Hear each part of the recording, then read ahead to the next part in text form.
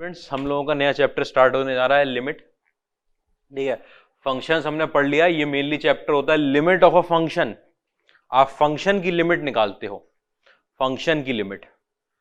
ठीक है, फंक्शन की लिमिट पूरी डिफरेंशियल कैलकुलस का कॉन्सेप्ट लिमिट के कॉन्सेप्ट से आता है। फंक्शंस पे ही कैलकुलस बेस्ड है पूरी, इंटीग्रल भी डिफरेंशियल भी। डिफरेंशियल कहां से चलेगी आपकी? लिमिट से। और कुछ इंटीग्रल का पार्ट भी, इंडेफिनिट तो आपको पता है वो तो रटने का सा चैप्टर लगता है, लेकिन डेफिनिट में भी कुछ लिमिट की वैल्यू, लिमिट का कॉन्सेप्ट जानना आपके लिए कैलकुलस समझने में सबसे काम की चीज है कि आपको लिमिट का कॉन्सेप्ट अच्छे से आता हो। ठीक है, तो एक तो इसमें दो चीजें हैं आपके पास। ठीक है, दो चीजें मैं आपको बता दूं। एक है आपके पास कॉन्सेप्ट, ठीक है, और एक है आपके पास प्रोसेस या मेथड। ठीक है, मेथड दोनों इक्वली काम की चीज है। मेथड जनरली क्या होता है ना कि method to solve a question, the problem solving technique जिसे बोलते हैं।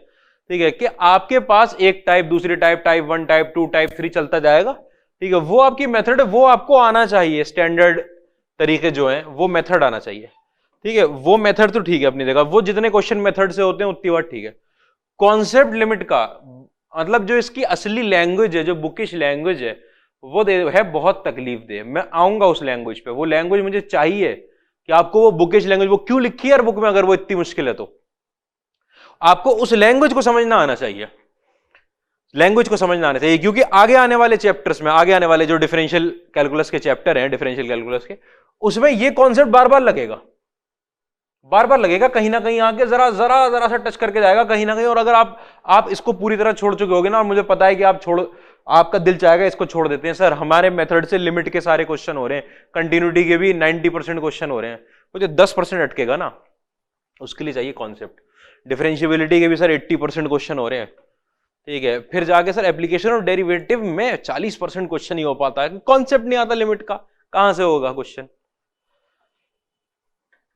ठीक है, तो धीरे धीरे क्या होता है ना कि परसेंटेज ऑफ क्वेश्चन जितने हो पाते हैं वो कम होती जाती है अगर इसका कॉन्सेप्ट, इसमें सब हो जाते हैं। अगर कॉन्सेप्ट ना भी सीखो आप, सब कर लो, सब कर लोगे, तो फिर आपको लगता है ना कॉन्सेप्ट की जरूरत तो थी नहीं हमको तो मेथड पे ध्यान देना था। लेकिन मैं कह रहा हूं इक्वली इंपॉर्टेंट आगे आने वाली डिफरेंशियल कैलकुलस के लिए, कॉन्सेप्ट और मेथड दोनों। ये लिमिट के क्वेश्चन मेथड से, कॉन्सेप्ट आगे के लिए रहता है मेनली। आओ भाई, पहली बात मैं एक पॉइंट लिख दूं बड़ा बड़ा जो आपको पता होना चाहिए कि लिमिट क्या बताती है आपको। Limit of a function, definition नहीं लिख रहा, गिव्स अप्रोचिंग वैल्यू। कौन सी वैल्यू देती है ये? Approaching value, not exact value. Exact value नहीं बताती। लिमिट ऑफ अ फंक्शन आपको अप्रोचिंग वैल्यू बताती है, अप्रोचिंग वैल्यू, एग्जैक्ट वैल्यू नहीं बताती। अच्छा, लिमिट ऑफ अ फंक्शन हमको अप्रोचिंग वैल्यू बताती है, एग्जैक्ट वैल्यू नहीं बताती। अच्छा समझना, लिखने का तरीका, रिप्रेजेंटेशन, रिप्रेजेंटेशन। ठीक है, कि लिमिट ऐसे LIM लगाते हैं, एक्स टेंडिंग टू ए, यहां पर लगाएंगे fx, किसी फंक्शन पे x कहीं टेंड कर रहा है, इज इक्वल टू कोई L नाम का आंसर आया, ये आपकी लिमिटिंग वैल्यू है। This value is called limiting value, limiting value ऐसे करके लिखा होता है। ठीक है, अब मैं इसमें बता दूं, ये इक्वल टू के साइन से लगता है सर काय की अप्रोचिंग वैल्यू, fx की वैल्यू आपने L के बराबर रखी, ये तो फंक्शन की वैल्यू है ना, नहीं है, ये है तो y की वैल्यू, लेकिन y की अप्रोचिंग वैल्यू, ये फंक्शन की वैल्यू, मतलब कि एग्जैक्ट वैल्यू L नहीं है, किसी किसी केस में हो भी जाती है एग्जैक्ट वैल्यू, जनरलाइज बात, लिमिट के केस में ऐसी नहीं है। ये पूरा एक लिखने का तरीका है कि limit x tending to a fx is equal to L, का मतलब ये हुआ कि when x tends to a fx tends to L।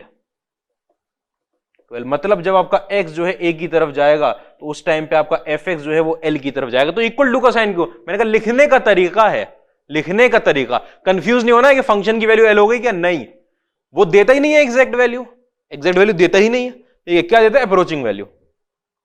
X जब ए की तरफ टेंड करेगा तो फंक्शन किसकी तरफ टेंड करेगा, एल की तरफ टेंड करेगा। ये कहता है ये मैथमेटिकल स्टेटमेंट जो लिखा है, ये फंक्शन की वैल्यू नहीं, ये लिमिटिंग वैल्यू ऑफ फंक्शन है। वैल्यू ऑफ फंक्शन अलग चीज होती है, वैल्यू ऑफ फंक्शन क्या होती है, आप ए पुट करोगे एफ ए होगी वैल्यू ऑफ फंक्शन। तो ठीक है, ये limiting value of a function, function की वैल्यू है लेकिन limiting value.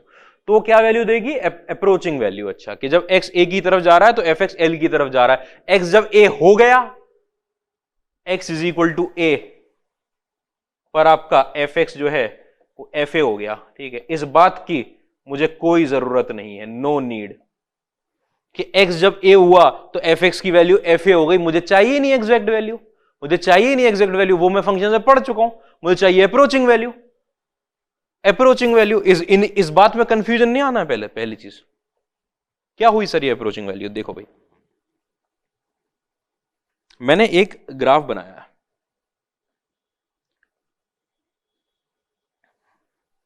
F x is equal to x plus 1 का ग्राफ बना लिया मैंने। 2 पर कितना आंसर निकलेगा, 3। आपको पता है ये पॉइंट कितना होगा, 2,3 का। ठीक है, x की वैल्यू 2 डालूंगा, y की वैल्यू 3 निकलेगी, आपको पता है ये वाली बात। आप ये निकालना चाह रहे हो limit x tending to 2 fx पे क्या आंसर आएगा निकल के। तो देखो, इस बात का मतलब ये हुआ कि x जब 2 की तरफ जा रहा है तो फंक्शन की वैल्यू मतलब y की वैल्यू कहां जा रही है। जब x 2 हो गया तो फंक्शन की कितनी वैल्यू थी, इससे मुझे कोई मतलब नहीं है, एग्जैक्ट वैल्यू से कोई मतलब नहीं है। ठीक है, बहुत से बच्चों को ऐसा लग रहा होगा सर उल्टी सीधी बात पढ़ा रहे हैं। नहीं, उल्टी सीधी बात आपने पढ़ी हुई है अगर आप एग्जैक्ट वैल्यू की बात समझ रहे हो तो।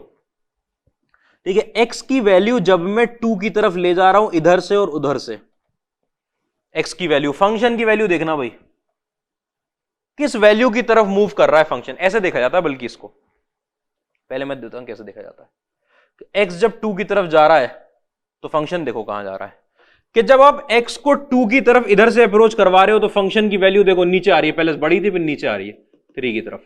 और जब x को 2 की तरफ यहां से अप्रोच करवा रहे हो तो फंक्शन की वैल्यू 3 की तरफ जा रही है। दोनों ही केस में 3 की तरफ जा रही है। आप कह रहे हो सर फंक्शन की वैल्यू 2 पर 3 ही तो थी, एग्जैक्ट वैल्यू भी तो उसकी 3 थी। तो मुझे एग्जैक्ट वैल्यू से कोई मतलब नहीं है, कोई मतलब नहीं। एग्जैक्ट वैल्यू क्या थी क्या नहीं थी मुझे मतलब ही नहीं है, मुझे तो अप्रोचिंग वैल्यू से मतलब है।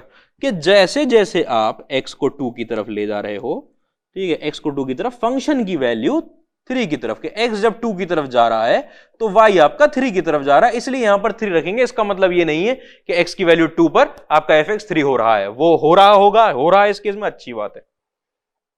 इसको आप मतलब कैसे लिख सकते हो, limit x tending to 2 x plus 1, ठीक है, इज इक्वल टू 3, कि x की वैल्यू जब 2 की तरफ जा रही है तो x प्लस 1 आपका 3 की तरफ जा रहा है। When x is approaching 2, आपका fx is approaching 3। At x is equal to 2 कोई मतलब नहीं है, एग्जैक्ट वैल्यू से कोई मतलब नहीं है, नहीं है। अच्छा, क्यों मतलब नहीं है? क्योंकि इन क्वेश्चंस के लिए लिमिट लगानी ही नहीं पड़ती है। ये सब क्वेश्चन के लिए लिमिट कहां लगानी पड़ती है? लिमिट क्यों लगानी पड़ती है? सेम क्वेश्चन में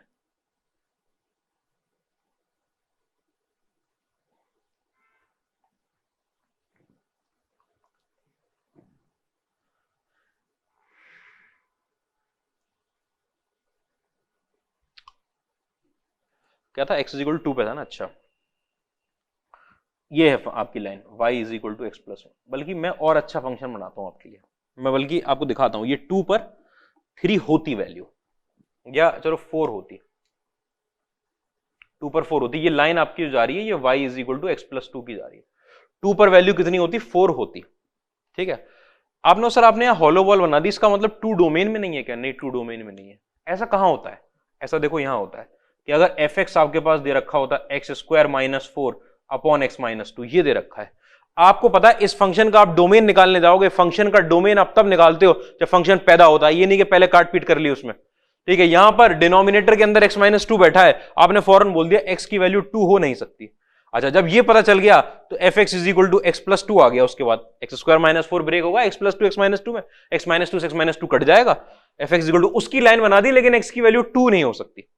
ठीक है, अब समझना बात, जब आप x की वैल्यू 2 की तरफ ले जा रहे हो, 2 नहीं हो सकती, लेकिन 2 से जस्ट पहले और जस्ट बाद तो हो सकती है वैल्यू, 2 की तरफ ले जा रहे हो, तो आपके फंक्शन की वैल्यू जब x की वैल्यू 2 की तरफ जा रही है इधर उधर, तो फंक्शन की वैल्यू ये देखो ऊपर से आ रहा है, ये नीचे से आ रहा है, किस पॉइंट की तरफ जा रही है? 4 की तरफ जा रही है। अच्छा, मतलब कि आप बोल रहे हो sir limit x tending to 2 fx कितना हो रहा है? 4 हो रहा है। x की वैल्यू अब आप 2 पुट ही नहीं कर सकते थे, वो तो डोमेन में नहीं थी सर, डोमेन में नहीं। तो ये आप क्या कर रहे हो? ये मैं कह रहा हूं कि डोमेन में तो नहीं था पॉइंट, लेकिन मैं अप्रोच तो कर सकता हूं, 2 के पास जाके तो देख सकता हूं। मैं जब 2 के पास ले जाने लगा लेफ्ट साइड से भी और राइट साइड से भी, तो मुझे देखने लगा कि फंक्शन की वैल्यू मेरी 4 के पास जा रही है। तो व्हेन x अप्रोचेस 2, आपका fx अप्रोचेस 4, ये इक्वल टू के साइन से कंफ्यूज नहीं होना है कि fx 4 हो जाता है क्या? हो ही नहीं सकता, हो ही नहीं सकता। जब 2 पे वैल्यू नहीं मिल रही तो 4 तो आंसर में आएगा नहीं, रेंज में आएगा नहीं। x अप्रोचेस 2 fx अप्रोचेस 4, ये कह रहा है ये स्टेटमेंट। इक्वल टू से कंफ्यूज नहीं होना कि फंक्शन 4 हो जाता है, नहीं।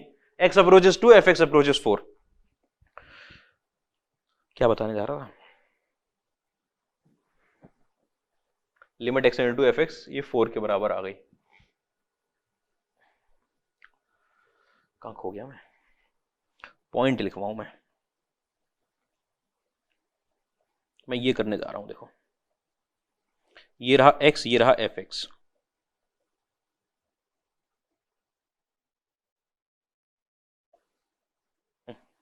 पूरी लाइन ही गायब हो गई, बहुत बढ़िया। देखते हैं कितनी जरूरत पड़ती है। हाँ भाई, x को 2 की तरफ अप्रोच करवाना है, ठीक है। मैंने यहां से शुरू किया 1, 1.5, 1.99, ठीक है। यहां 2, ठीक है। यहां पर 2.01, 2.5 और 3, ठीक है। जब x की वैल्यू 1 है, आपका fx तो इतना निकल कर आ गया। x की वैल्यू 1 पे कितना आंसर आ रहा है? 3। x की वैल्यू आप 2 के पास ले जा रहे हो, 2 के पास मतलब 1.5 पे ले गए। यहां मैंने 1.5 पुट किया, कितना आ गया? 3.5। 3.5 x की जगह पर, ये टेबल नहीं x की जगह 1.99 पुट किया। 1.99 प्लस 2 कितना हुआ आपके पास? 3.99। 3.99, अच्छा ठीक है। उसके बाद इधर जब x की जगह आपने 2.01 पुट किया, 2.01 यहां पर, तो कितना आया? 4.01,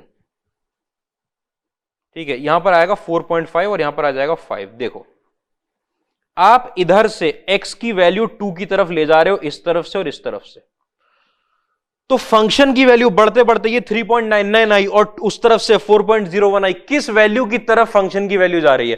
4 की तरफ जा रही है। 2 पर कितनी वैल्यू थी मुझे मतलब ही नहीं है, ठीक है। We don't need exact value, we don't need exact value. आपको लग रहा होगा क्योंकि 2 आपके डोमेन में नहीं है इसलिए मैंने कर दिया, नहीं। अगर मैं पिछले क्वेश्चन में करता, पिछले क्वेश्चन में टेबल बनाता, तो भी x इज इक्वल टू 2 पे क्या वैल्यू आ रही है मुझे उससे मतलब नहीं था, मुझे उससे मतलब नहीं था। मैं वही बनाता कि 1.5, 1.99 और उधर 2.01। 2 पर कितनी वैल्यू आ रही है हमें मतलब ही नहीं है, हमें एग्जैक्ट वैल्यू से मतलब ही नहीं है लिमिट में। इस बात में मैं इतना प्रेशर डाल रहा हूं इसलिए क्योंकि आप एग्जैक्ट वैल्यू समझने लगते हो उसे। अच्छा, कॉन्सेप्ट में ये सारी बातें, मेथड में क्या होगा वो बात की बात है।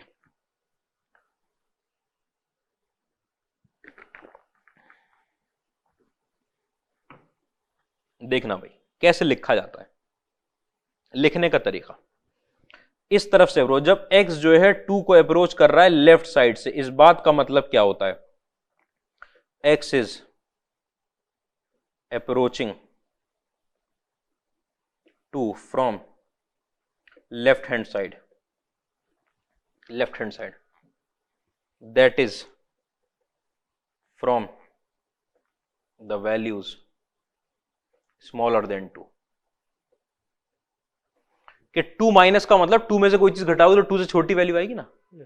x 2 माइनस का मतलब होता है कि लेफ्ट साइड से अप्रोच कर रहा है। लेफ्ट साइड से अप्रोच करने का मतलब ये है कि नंबर लाइन पर अगर कोई चीज लेफ्ट में तो वो छोटी है, तो ये लिखवाया है कि कहां से अप्रोच कर रहा है, कि 2 से छोटी वैल्यू से 2 की तरफ अप्रोच कर रहा है, ठीक है। इस तरफ से अगर आप देखोगे ये है, तो यहां पे x अप्रोचेस टू 2 प्लस, ठीक है। x is approaching to from right hand side. लिखने का तरीका, लिखने का तरीका। अच्छा, आप बोलोगे सर ये जो जब आपका x जो है 2 को इधर से अप्रोच कर रहा है तो आपका जो fx है वो 4 को अप्रोच कर रहा है। देखो भाई fx की वैल्यू 3.99 4 के पास तक पहुंच चुकी है। अच्छा x जब आपका 2 को राइट साइड से अप्रोच कर रहा है तो भी fx किसको अप्रोच कर रहा है, आपका 4 को अप्रोच कर रहा है। देखो आप 2 के पास ला रहे थे वो 4 के पास आ रहा है। ठीक है, ये जो चीज होती है ये वाली चीज, इसको अगर मैं लिमिट में लिखूं तो कैसे लिखूंगा, लिमिट x टेंडिंग टू 2 ना लिख के 2 माइनस, ठीक है, fx इज इक्वल टू 4। इसको कैसे लिखेंगे, limit x tending to 2 plus fx is equal to 4 के जब अलग अलग, अब मैंने अलग अलग बांट दिया। आपने कहा सर अप्रोच कर रहा है, बहुत बढ़िया बात है, x किसी वैल्यू को अप्रोच कर रहा है तो अप्रोच तो दो डायरेक्शन से हो सकता है, इधर से और इधर से। आपने अप्रोचिंग में बोल दिया तो दोनों तरफ से ले रहे थे। अब हम अलग अलग कर रहे हैं कि एक बार लेफ्ट साइड से अप्रोच देखेंगे, एक बार राइट साइड से अप्रोच देखेंगे, तो यही देखने जा रहे हैं। हाँ भाई, जब x 2 को अप्रोच तो कर रहा है लेकिन अब स्पेसिफाई हो गई डायरेक्शन, ये माइनस लगने की वजह से x 2 को अप्रोच कर रहा है लेफ्ट हैंड साइड से, तो fx किसको अप्रोच कर रहा है, 4 को। अच्छा, x 2 को अप्रोच कर रहा है राइट हैंड साइड से तो भी फंक्शन किसको अप्रोच कर रहा है, 4 को। इसको आप बोलते हैं, इसको बोलते हैं क्योंकि लेफ्ट हैंड साइड का अप्रोच है, ये होती है आपके पास लेफ्ट हैंड लिमिट। इसको क्या बोला जाता है, left hand limit. Limiting value तो आ रही है, लिमिटिंग वैल्यू का मतलब अप्रोचिंग वैल्यू। तो लिमिट क्या होती है, अप्रोचिंग वैल्यू। तो ये लेफ्ट साइड की अप्रोचिंग वैल्यू है तो लेफ्ट हैंड लिमिट, ये राइट साइड की अप्रोचिंग वैल्यू है तो ये राइट हैंड लिमिट। लिमिट क्या बोलते हैं, LHL RHL, LHL RHL। कोई प्रॉब्लम की बात नहीं इसके अंदर तो, ठीक है। अब आपका लेफ्ट हैंड लिमिट, लिमिट की value, limiting value of a function. Limit क्या चीज, किसकी वैल्यू होती है, फंक्शन की अप्रोचिंग वैल्यू। एक्स की अप्रोचिंग वैल्यू तो ये रही, लिमिट किसकी वैल्यू हुई, फंक्शन की अप्रोचिंग वैल्यू। अच्छा, तो लेफ्ट हैंड लिमिट अगर आपकी बराबर किसके है, राइट हैंड लिमिट के, ठीक है, दिस इंप्लाइज कि लिमिट एग्जिस्ट करती है, तब बोलते हैं लिमिट एग्जिस्ट। ठीक है, अगर आपकी इफ भी लगा देता हूं, वेरी इंपॉर्टेंट पॉइंट, कि अगर लेफ्ट हैंड लिमिट कि आप x की वैल्यू, x की किसी वैल्यू को अप्रोच करा रहे हो लेफ्ट साइड से, फंक्शन की वैल्यू कहीं अप्रोच कर रही है, आप राइट साइड से करा रहे हो, फंक्शन की वैल्यू कहीं अप्रोच कर रही है, वो दोनों तरफ से अप्रोचिंग वैल्यू अगर सेम है तो आप बोलोगे तब लिमिट एग्जिस्ट करती है। ठीक है, तो क्या बात आई कि अगर आपके पास limit x tending to a minus fx की वैल्यू एल आई, ठीक है, जो बराबर आई limit x tending to a plus fx की, ये सब बराबर है। इसका मतलब लेफ्ट साइड से जब x a को अप्रोच कर रहा है तो फंक्शन की वैल्यू l की तरफ जा रही है, x जब a को राइट साइड से अप्रोच कर रहा है तो भी फंक्शन की वैल्यू l की तरफ जा रही है। और इन्हीं दोनों को मिला के सर क्या लेफ्ट और राइट कर रहे हो, सीधे बात बताओ ना, कि limit x tending to a fx जो है वो कितना है, l है। अब जब सिर्फ a लिखा हुआ है तो इसका मतलब लेफ्ट साइड भी ले ली, राइट साइड भी ले ली, लेफ्ट साइड से भी l की तरफ जा रहा था, राइट साइड से भी l की तरफ जा रहा था। इसका मतलब x जब a को अप्रोच कर रहा था, चाहे किधर से भी कर रहा हो, फंक्शन की वैल्यू किसकी तरफ जा रही थी, l की तरफ जा रही थी। अगर लिमिटिंग वैल्यू निकलकर आई है तो लिमिट एग्जिस्ट कर रही है, नहीं आती तो नहीं एग्जिस्ट करती। Finite value, l is finite, ये नहीं कि इनफाइनाइट आ गया, l इज फाइनाइट। इतनी बात में और क्लैरिटी रखनी कि अच्छा लेफ्ट साइड से अप्रोच तो कर रहे हैं, लेकिन आपको पता है एक लाइन अगर बनी हुई है उस पर किसी पॉइंट को आपको अप्रोच करना है तो दोनों साइड से कर सकते थे, तो दोनों को तोड़ दिया, दोनों को तोड़ दिया कि भाई लेफ्ट से अप्रोच करेंगे तो भी देख लिया, राइट से तो भी देख लिया। तो ये लेफ्ट से दिखाता है, ये राइट से दिखाता है। और ये क्या दिखाता है, ये कहता है एक्स जब ए को अप्रोच कर रहा है उसके अंदर लेफ्ट की अप्रोचिंग और राइट की अप्रोच दोनों आते हैं, दोनों अपने अंदर कंटेन करता है। कोई पूछे ये लेफ्ट हैंड लिमिट है कि राइट हैंड लिमिट है, नहीं, ये ना लेफ्ट हैंड लिमिट ना राइट हैंड, पूरी लिमिट लेफ्ट और राइट दोनों का कॉम्बिनेशन, दोनों का कॉम्बिनेशन। एक्स जब ए को लेफ्ट से अप्रोच कर रहा है तो भी एल है, राइट से अप्रोच कर रहा है तो भी एल है, अगर ये लिखा हुआ है, दोनों बातें आती हैं इसके अंदर, वो अलग अलग करके लिख देना। इस बात में क्लियरिटी होनी चाहिए। ठीक है, कोई प्रॉब्लम नहीं। अब आओ आगे पॉइंट सुनो आगे। अभी तो तकलीफ दे कॉन्सेप्ट की बात ही नहीं आई, अभी आएगा तकलीफ दे कॉन्सेप्ट। आपके पास फंक्शन बना हुआ है ऐसे, मैं बिल्कुल बढ़िया फंक्शन बनाऊंगा आपके लिए। ये 1 है, यहां पर 2, यहां पर 3, यहां पर 4। ठीक है, हाँ भाई आओ बात करते हैं। x जब 1 को अप्रोच कर रहा है लेफ्ट साइड से, एक्स जब 1 को अप्रोच कर रहा है लेफ्ट साइड से, मतलब कि लेफ्ट साइड से अप्रोच कर रहा है, 1 तो होता नहीं है, वो 1 पे नहीं पहुंच जाता, अप्रोच कर रहा है, वेरी वेरी क्लोज चला गया, तो इसका मतलब ये वाली वैल्यू देखूंगा। भाई आप इधर से अप्रोच करवा रहे हो, आपका फंक्शन किस वैल्यू की तरफ जा रहा है? 2 की तरफ जा रहा है। आप बोलोगे सर आप हमारा जो fx है वो जा रहा है 2 की तरफ। बहुत बढ़िया, फंक्शन की वैल्यू 2 की तरफ जा रही है, सही है। x जब आपका 1 को राइट साइड से अप्रोच कर रहा है, x जब आपका 1 को राइट साइड से इधर से अप्रोच कर रहा है x, तो फंक्शन की वैल्यू तो 4 पे जा रही थी। कहां जा रही थी फंक्शन की वैल्यू? देखो राइट साइड से आप इधर से आ रहे हो, बहुत दूर से आ रहे, चलते हो बहुत दूर से आ रहे हो, 1 तक तो 1 पे तो आना नहीं है, 1 से तो कोई मतलब नहीं है, ठीक है। आप बिल्कुल इधर अप्रोच करते आ रहे हो, कौन सी वैल्यू पर अप्रोच कर रही है? फंक्शन की वैल्यू कहां अप्रोच कर रही है? 4 पे अप्रोच कर रही है। तो आप बोलोगे कि fx किसको अप्रोच कर रहा है? 4 को। और कोई पूछे कि x इज इक्वल टू 1 पे कितनी वैल्यू है, तो आप बोलोगे x इज इक्वल टू 1 पे मतलब f1 की वैल्यू तो 3 है। फंक्शन की 1 पर वैल्यू कितनी है इस बात से मुझे कोई मतलब नहीं है, इस बात से मुझे कोई मतलब ही नहीं, आसपास कोई मतलब नहीं कि 3 है उसकी वैल्यू, कोई मतलब नहीं। आप बोलोगे सर इसकी तो आप बोल चुके हो, कोई जरूरत ही नहीं हमको एग्जैक्ट वैल्यू से। तो कैसे लिखेंगे? Limit x tending to 1 minus fx, ये कोई आपका y is equal to fx था। 1 माइनस का मतलब x जब 1 को इस तरफ से अप्रोच कर रहा है, तो फंक्शन देखो किस वैल्यू की तरफ जा रहा है, यहां पे कौन सी वैल्यू थी? 2 थी, फंक्शन जा रहा है 2 की तरफ, is equal to 2। Limit x tending to 1 plus, 1 plus का मतलब वो x जब 1 को राइट साइड से अप्रोच कर रहा है, तो जब x की वैल्यू यहां है तो फंक्शन की वैल्यू यहां पास आते गए, आप 1 के पास लाते आ रहे हो x की वैल्यू, फंक्शन किस वैल्यू की तरफ जा रहा है? 4 की तरफ जा रहा है, ठीक है। fx is equal to 4, is equal to लिखने का मतलब ये नहीं कि फंक्शन की वैल्यू 2 हो गई, देखो नहीं हो रही 2, सब जगह ओपन इंटरवल लगा रखा है। तो सर 3 क्या था? कुछ नहीं, 3 पे अप्रोच ही नहीं कर रही वैल्यू। नहीं, आपके दिल में आएगा सर जब x की वैल्यू 1 हो रही है तो फंक्शन 3 हो रहा है, तो मैंने कहा x की वैल्यू जब 1 हो रही है तब मुझे कोई मतलब ही नहीं है एग्जैक्ट वैल्यू से, इस बात को दिमाग में बिठा लेना है। एग्जैक्ट वैल्यू से कोई मतलब नहीं है, नहीं कुछ भी होती रहे, वो 3 की जगह क्या वो 10,000 हो जाती है ऊपर जाके, हमें क्या मतलब है। अच्छा ऐसे, तो यहां पर हम क्या बोलेंगे? यहां पर आप बोलोगे कि लेफ्ट हैंड लिमिट तो आ गई 2 और राइट हैंड लिमिट कितनी आ गई आपके पास? 4 आ गई। आपने कहा सर लेफ्ट हैंड लिमिट तो अब की बार बराबर नहीं है राइट हैंड लिमिट के, बिल्कुल बराबर नहीं है। आपके पास एक स्टेटमेंट अब जो आप बहुत ज्यादा यूज करोगे अब से लेकर एंड तक, वो आ जाएगा लिखता हुआ कि limit does not exist. Limit does not exist, बिल्कुल मैं इसको छोटे में करके LDNE लिखूंगा बार बार, लिमिट डज नॉट एग्जिस्ट, क्योंकि लेफ्ट साइड से वो अलग वैल्यू को फंक्शन अप्रोच कर रहा है जब 1 को हम लेफ्ट साइड से अप्रोच कर रहे हैं, और राइट से वो अलग अप्रोच कर रहा है। दोनों, अगर दोनों तरफ से वो सेम वैल्यू को अप्रोच नहीं कर रहा तो आप ये नहीं लिख सकते। आप ये लिखने गए ना limit x tending to 1 fx, तो क्या आंसर लिखोगे? 1 को अप्रोच जब x कर रहा है, अगर लेफ्ट साइड से देखोगे तो आंसर 2 निकलेगा, राइट साइड देखोगे तो 4 निकलेगा। इसका मतलब फंक्शन की वैल्यू किसी एक जगह पर अप्रोच नहीं कर रही, लिमिट एग्जिस्ट नहीं करती, डज नॉट एग्जिस्ट, यही बात थी। Limit x tending to 1 fx does not exist, ये लिमिट एग्जिस्ट नहीं करती। इस बात में क्लैरिटी हो पहले तो, कि हाँ सर इतनी बात समझ में आ गई है।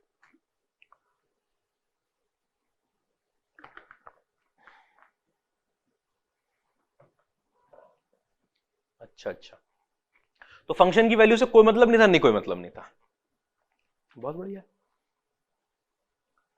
सर ऐसे होता, एग्जाम्पल्स आपको समझ में आना चाहिए। देखो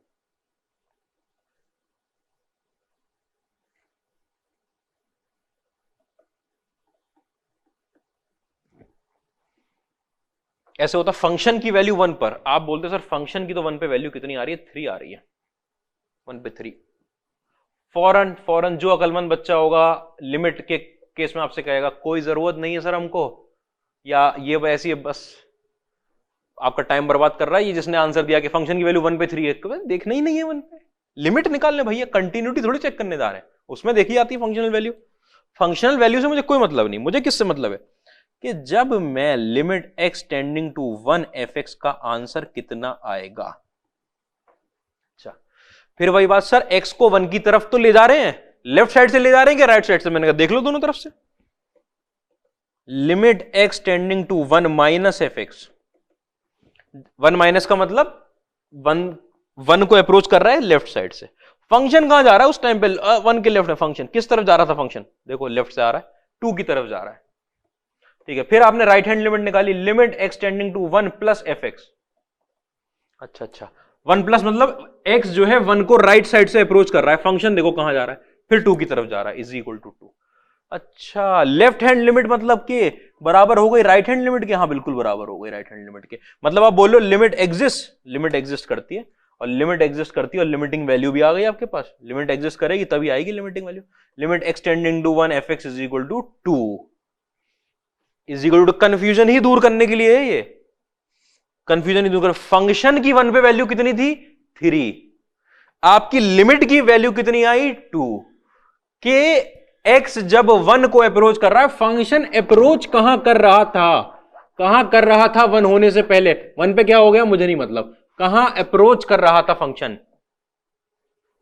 फंक्शन की अप्रोचिंग वैल्यू। यही मैंने पहला स्टेटमेंट लिखवाया है, ये जो सबसे बड़ा कंफ्यूजन रहता है कि limit of a function gives approaching value, not, इतना बड़ा not exact value, approaching value देगा, अप्रोचिंग को अंडरलाइन कर लेना चाहो तो। बात में क्लैरिटी आ रही है कुछ कुछ कि अच्छा अप्रोचिंग वैल्यू निकालते हैं, इस बात को पकड़ लेना है पहले तो, approaching value not exact value, limit का एग्जैक्ट वैल्यू से कोई लेना देना नहीं है। अच्छा left hand limit right hand limit पे बेस्ड जो कायदे के क्वेश्चन होते हैं जिनमें हमने जरूरत पड़ती है, ठीक है, वो आपके ग्रेटेस्ट इंटीजर फ्रैक्शनल पार्ट, बहुत बड़ी बात है वो तो, ठीक है, वो आएंगे एंड में, वो लास्ट टॉपिक पढ़ाता हूं मैं।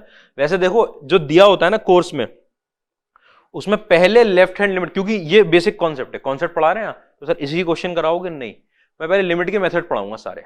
Left hand limit right hand limit and में क्यों कराया जाता है, क्योंकि left hand limit right hand limit का मेथड ही मुझे कंटिन्यूटी में चाहिए, और इसके जस्ट बाद कंटिन्यूटी स्टार्ट होता है, ठीक है। तो इसके क्वेश्चंस और इसके मेथड जितने भी एलएचएल आरएचएल वाले मेथड है, जबकि कॉन्सेप्ट का पार्ट है, बेसिक कॉन्सेप्ट का, देखो शुरुआत में पढ़ा रहे हैं, लेकिन इसके सारे अच्छे वाले क्वेश्चंस होते हैं एंड में आपकी लिमिट के एंड में होते, फिर आप जब कंटिन्यूटी में एंटर कर जाते हैं वहां से, तो आपके लिए आसानी रहती है उस शिफ्ट में। एलएचएल आरएचएल चलते चलते एक पॉइंट ऐड हो जाता है उसमें, ठीक है। फिर अभी एलएचएल आरएचएल उस पर क्वेश्चन कर लो, फिर पूरा जो है मतलब कितने 150 पेज तक लिमिट के मेथड लगाते रहो, फिर आओ एकदम से कंटिन्यूटी, फिर एलएचएल आरएचएल उठाओ, तो इसलिए हम ये काम नहीं करते। आपको मुझे लगता है कि इतनी बात समझ में आ चुकी होगी, ठीक है। अब बात थोड़ी समझने की है कि कॉन्सेप्ट ऑफ टेंजेंट जो है, आपको पता है ना कैलकुलस दो काम करती, दो काम कैलकुलस, आपके यहां कैलकुलस सिर्फ दो काम करती है। एक चीज कैलकुलस बताती है आपको स्लोप ऑफ टेंजेंट, दूसरा कोई काम नहीं है। पूरी डिफरेंशियल कैलकुलस का काम है स्लोप ऑफ टेंजेंट, ठीक है। पूरी इंटीग्रल कैलकुलस का काम है एरिया अंडर द कर्व, कि अगर कोई ग्राफ बना हुआ है ऐसे करके, ठीक है, तो किसी भी पॉइंट पे टेंजेंट की स्लोप क्या होगी, इस पे बेस्ड होती है डिफरेंशियल कैलकुलस, और यहां से लेकर दो पॉइंट के बीच में ये एरिया कितना होगा, इस पे बेस्ड होता है इंटीग्रल कैलकुलस, ठीक है, इंटीग्रल कैलकुलस। तो ये तो डिफरेंशियल कर रहे हैं तो टेंजेंट की बात करते हैं, जो एरिया वाला कॉन्सेप्ट है वो डेफिनेट इंटीग्रेशन का कॉन्सेप्ट है, उसमें आएंगे। स्लोप ऑफ टेंजेंट की बात सुनो, ठीक है। न्यूटन ने क्या सोचा था, देखो तकलीफ तो न्यूटन की है सारी। कहा भैया ये एक ग्राफ बना हुआ है, ठीक है, किसी पॉइंट पे, पी पॉइंट पे, we need slope of line at P, P पे लाइन की स्लोप चाहिए, बहुत बढ़िया, x1, y1 नाम का पॉइंट था पी। लेकिन दुनिया जहां को ये वाली बात पता थी कि जो स्लोप का फॉर्मूला होता है वो होता है y2 minus y1 upon x2 minus x1। हाँ सर बात तो ठीक है, स्लोप का फॉर्मूला तो ये होता है, इसका मतलब आपके पास x1 y1 नाम का एक पॉइंट होना चाहिए और x2 y2 नाम का दूसरा पॉइंट होना चाहिए। अच्छा स्लोप ऑफ टेंजेंट लाइन, नहीं ले sir, we need slope of tangent line, इसे बनने लाइन तो यहां से ऐसे भी पास हो रही है, टेंजेंट लाइन। अच्छा तो दो पॉइंट चाहिए आपको, तो क्या किया साइंटिस्ट ने, क्या करना शुरू किया, देखो भाई कि भैया एक पॉइंट लिया यहां पर Q, ये लाइन बना दी, देखो थोड़ा सा गंदा होगा फिगर, थोड़ा सब्र रखना। और कहा ये आ गया मेरे पास क्यू x2 y2, ये आ गया मेरे पास क्यू, कितना आ गया क्यू x2 y2। अच्छा ठीक है, स्लोप जो होगी अब, जो PQ की स्लोप होगी, ठीक है, वो आपके पास y2 minus y1 upon x2 minus x1। Newton ने सोचा कि भाई ये टेंजेंट कहां है, ये तो सीकेंट है, ठीक है, ये स्लोप ऑफ टेंजेंट आई है, ये इस टाइम पे सीकेंट की स्लोप आई है, हमें तो टेंजेंट की चाहिए थी। अच्छा अच्छा, तो गड़बड़ हो गई, कोई बात नहीं, क्यू को पास ले आते हैं, क्यू को पास ले आते हैं, पी तो अपनी जगह फिक्स है। अब कह रहा भाई मुझे ये वाली लाइन चाहिए, उसने बना के दिखाई, मुझे चाहिए ये लाइन, पी पे टेंजेंट, तुम क्या बना रहे हो ये? तो वो कहेगा देखो इसकी स्लोप, जो न्यूटन को बना बना के दिखा रहा था, उसने कहा देखो, बल्कि न्यूटन दिखा रहे थे तो बना बना के, ठीक है, न्यूटन ने किया है हरकत, ये इसकी स्लोप और इसकी स्लोप में अगर पूछा जाए कि इसके पास किसकी स्लोप है, इसकी स्लोप का बेटर अप्रोक्सीमेशन क्या है, बेटर अप्रोक्सीमेशन, कि आप ये वाला चूज करना पसंद करोगे सर कि आप ये वाला चूज करना, तो मैं कहूंगा मैं दूसरा वाला चूज करना पसंद करूंगा, भाई ये Q1 था, ये Q2 था, Q2 ज्यादा बेहतर है, इसके पास है, देखो ये इसकी स्लोप ज्यादा है, इसकी स्लोप इसके थोड़ी पास है। तो अगर हम और पास ले आए, एक और पॉइंट ले आए ऐसा करके Q3, ठीक है, तो अब कौन सा वाला चूज करना पसंद करोगे? भाई अब मैं ये तीसरा वाला करूंगा, ये इसका बेटर अप्रोक्सीमेशन है। तो सर इसको जब आप पास ला ही रहे हो, तो न्यूटन ने कहा कि हम दो पॉइंट को पास जब ला ही रहे हैं, तो क्यों ना क्यू को टेंड करवा दें पी की तरफ। अरे ये क्या हो गया, क्यू पॉइंट को आप इस ग्राफ पे चला चला के पी की तरफ ले आ रहे हो, क्या क्यू और पी को मैं सुपर इंपोज करवा रहा हूं? नहीं, मुझे दो पॉइंट चाहिए लाइन बनाने के लिए, दो पॉइंट, ठीक है, मैं कितने ही पास वो दो point, very very close 2 point ले लूं, मेरी एक लाइन बन जाएगी उससे। लेकिन अगर मैंने क्यू को पी के ऊपर रख दिया तो फिर मेरे पास एक ही पॉइंट रह जाएगा, फिर मैं लाइन नहीं बना पाऊंगा और ये नहीं बना पाऊंगा। अच्छा अच्छा अच्छा अच्छा, तो मतलब क्यू को पी की तरफ टेंड करवा रहे हैं। हाँ, मतलब कि सर आप ये कहना चाह रहे हो कि x2 को हम x1 की तरफ टेंड करवा रहे हैं, बिल्कुल, x2 को x1 की तरफ टेंड करवा रहे हैं, x2 को x1 की तरफ। तो जब आप Q को P की तरफ टेंड करवा रहे हो तो हो क्या रहा है, तो हमारी सीकेंट जो है वो क्या बनने की तरफ जा रही है, टेंजेंट की तरफ बनती जा रही है। अच्छा, सीकेंट टेंजेंट की तरफ बन रही है। आप इस पॉइंट को पास लाते गए, देखो यहां ऐसे लाइन बनेगी, ऐसे बनेगी, ऐसे बनेगी, P अपनी जगह फिक्स है,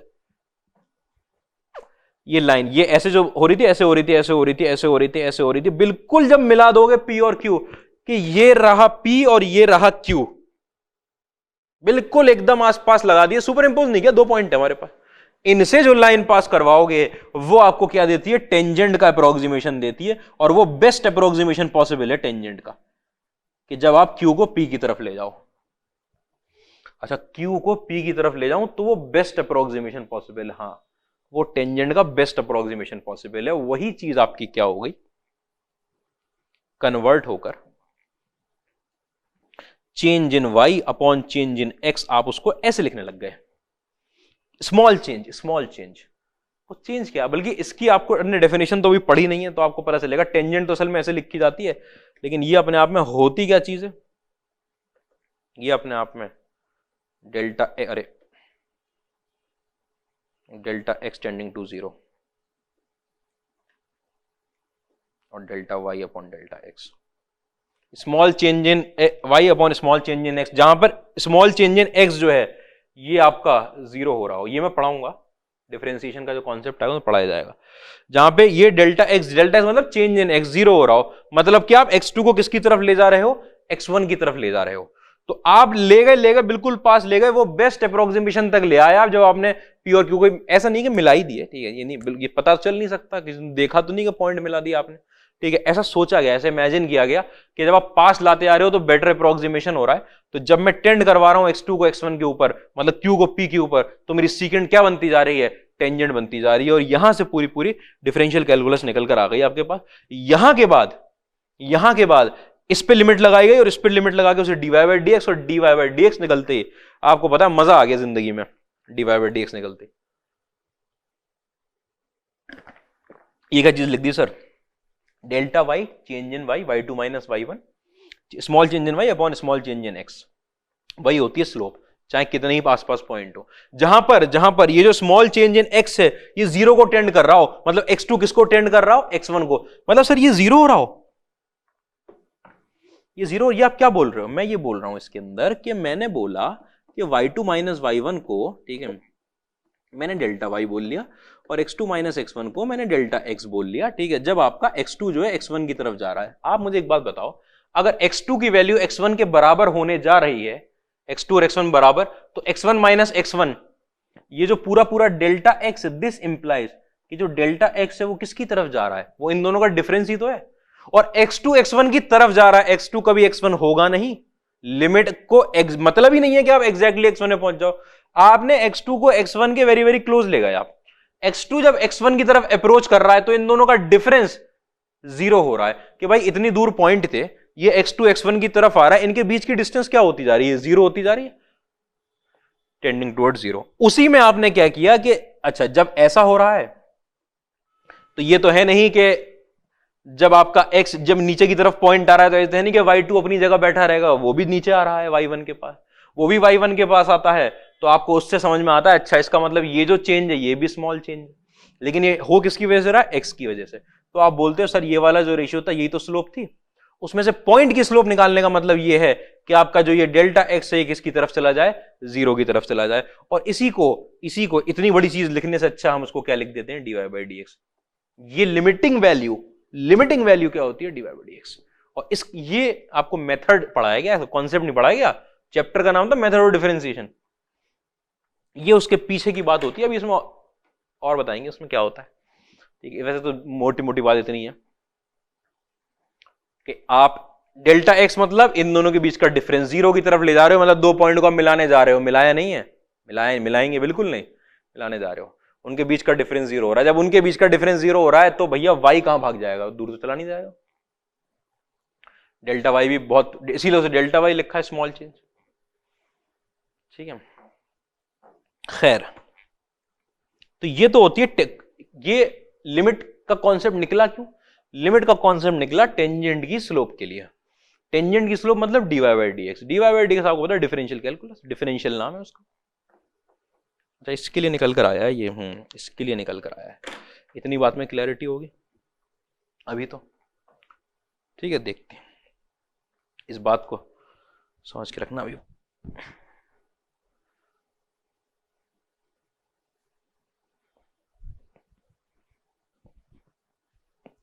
ठीक है, आगे देखते हैं इसके अंदर। अब आओ देखो, अब असली वो बुकिश जो बात में कह रहा था आने वाली है, डेल नेबरहुड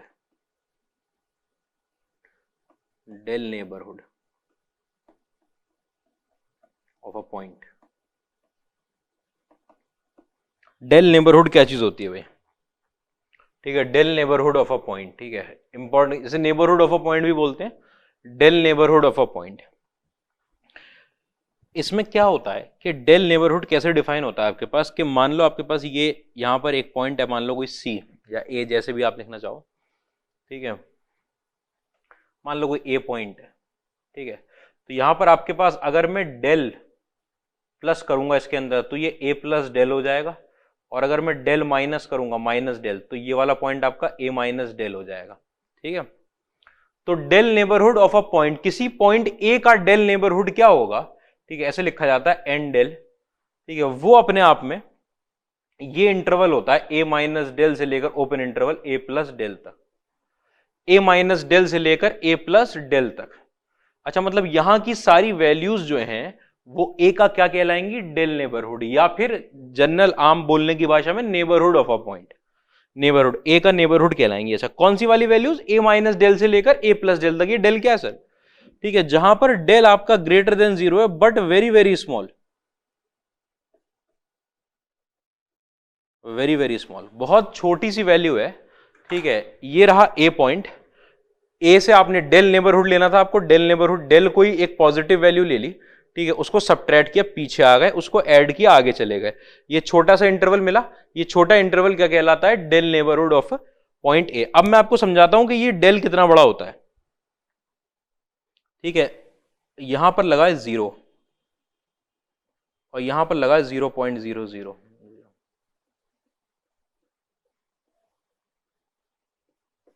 ठीक है, मतलब यहां ये 0 है, वो 0 के पास इतनी। तो समझना भाई, इतना इंटरवल अगर मैंने लिया, इतना interval, it is a very very large interval.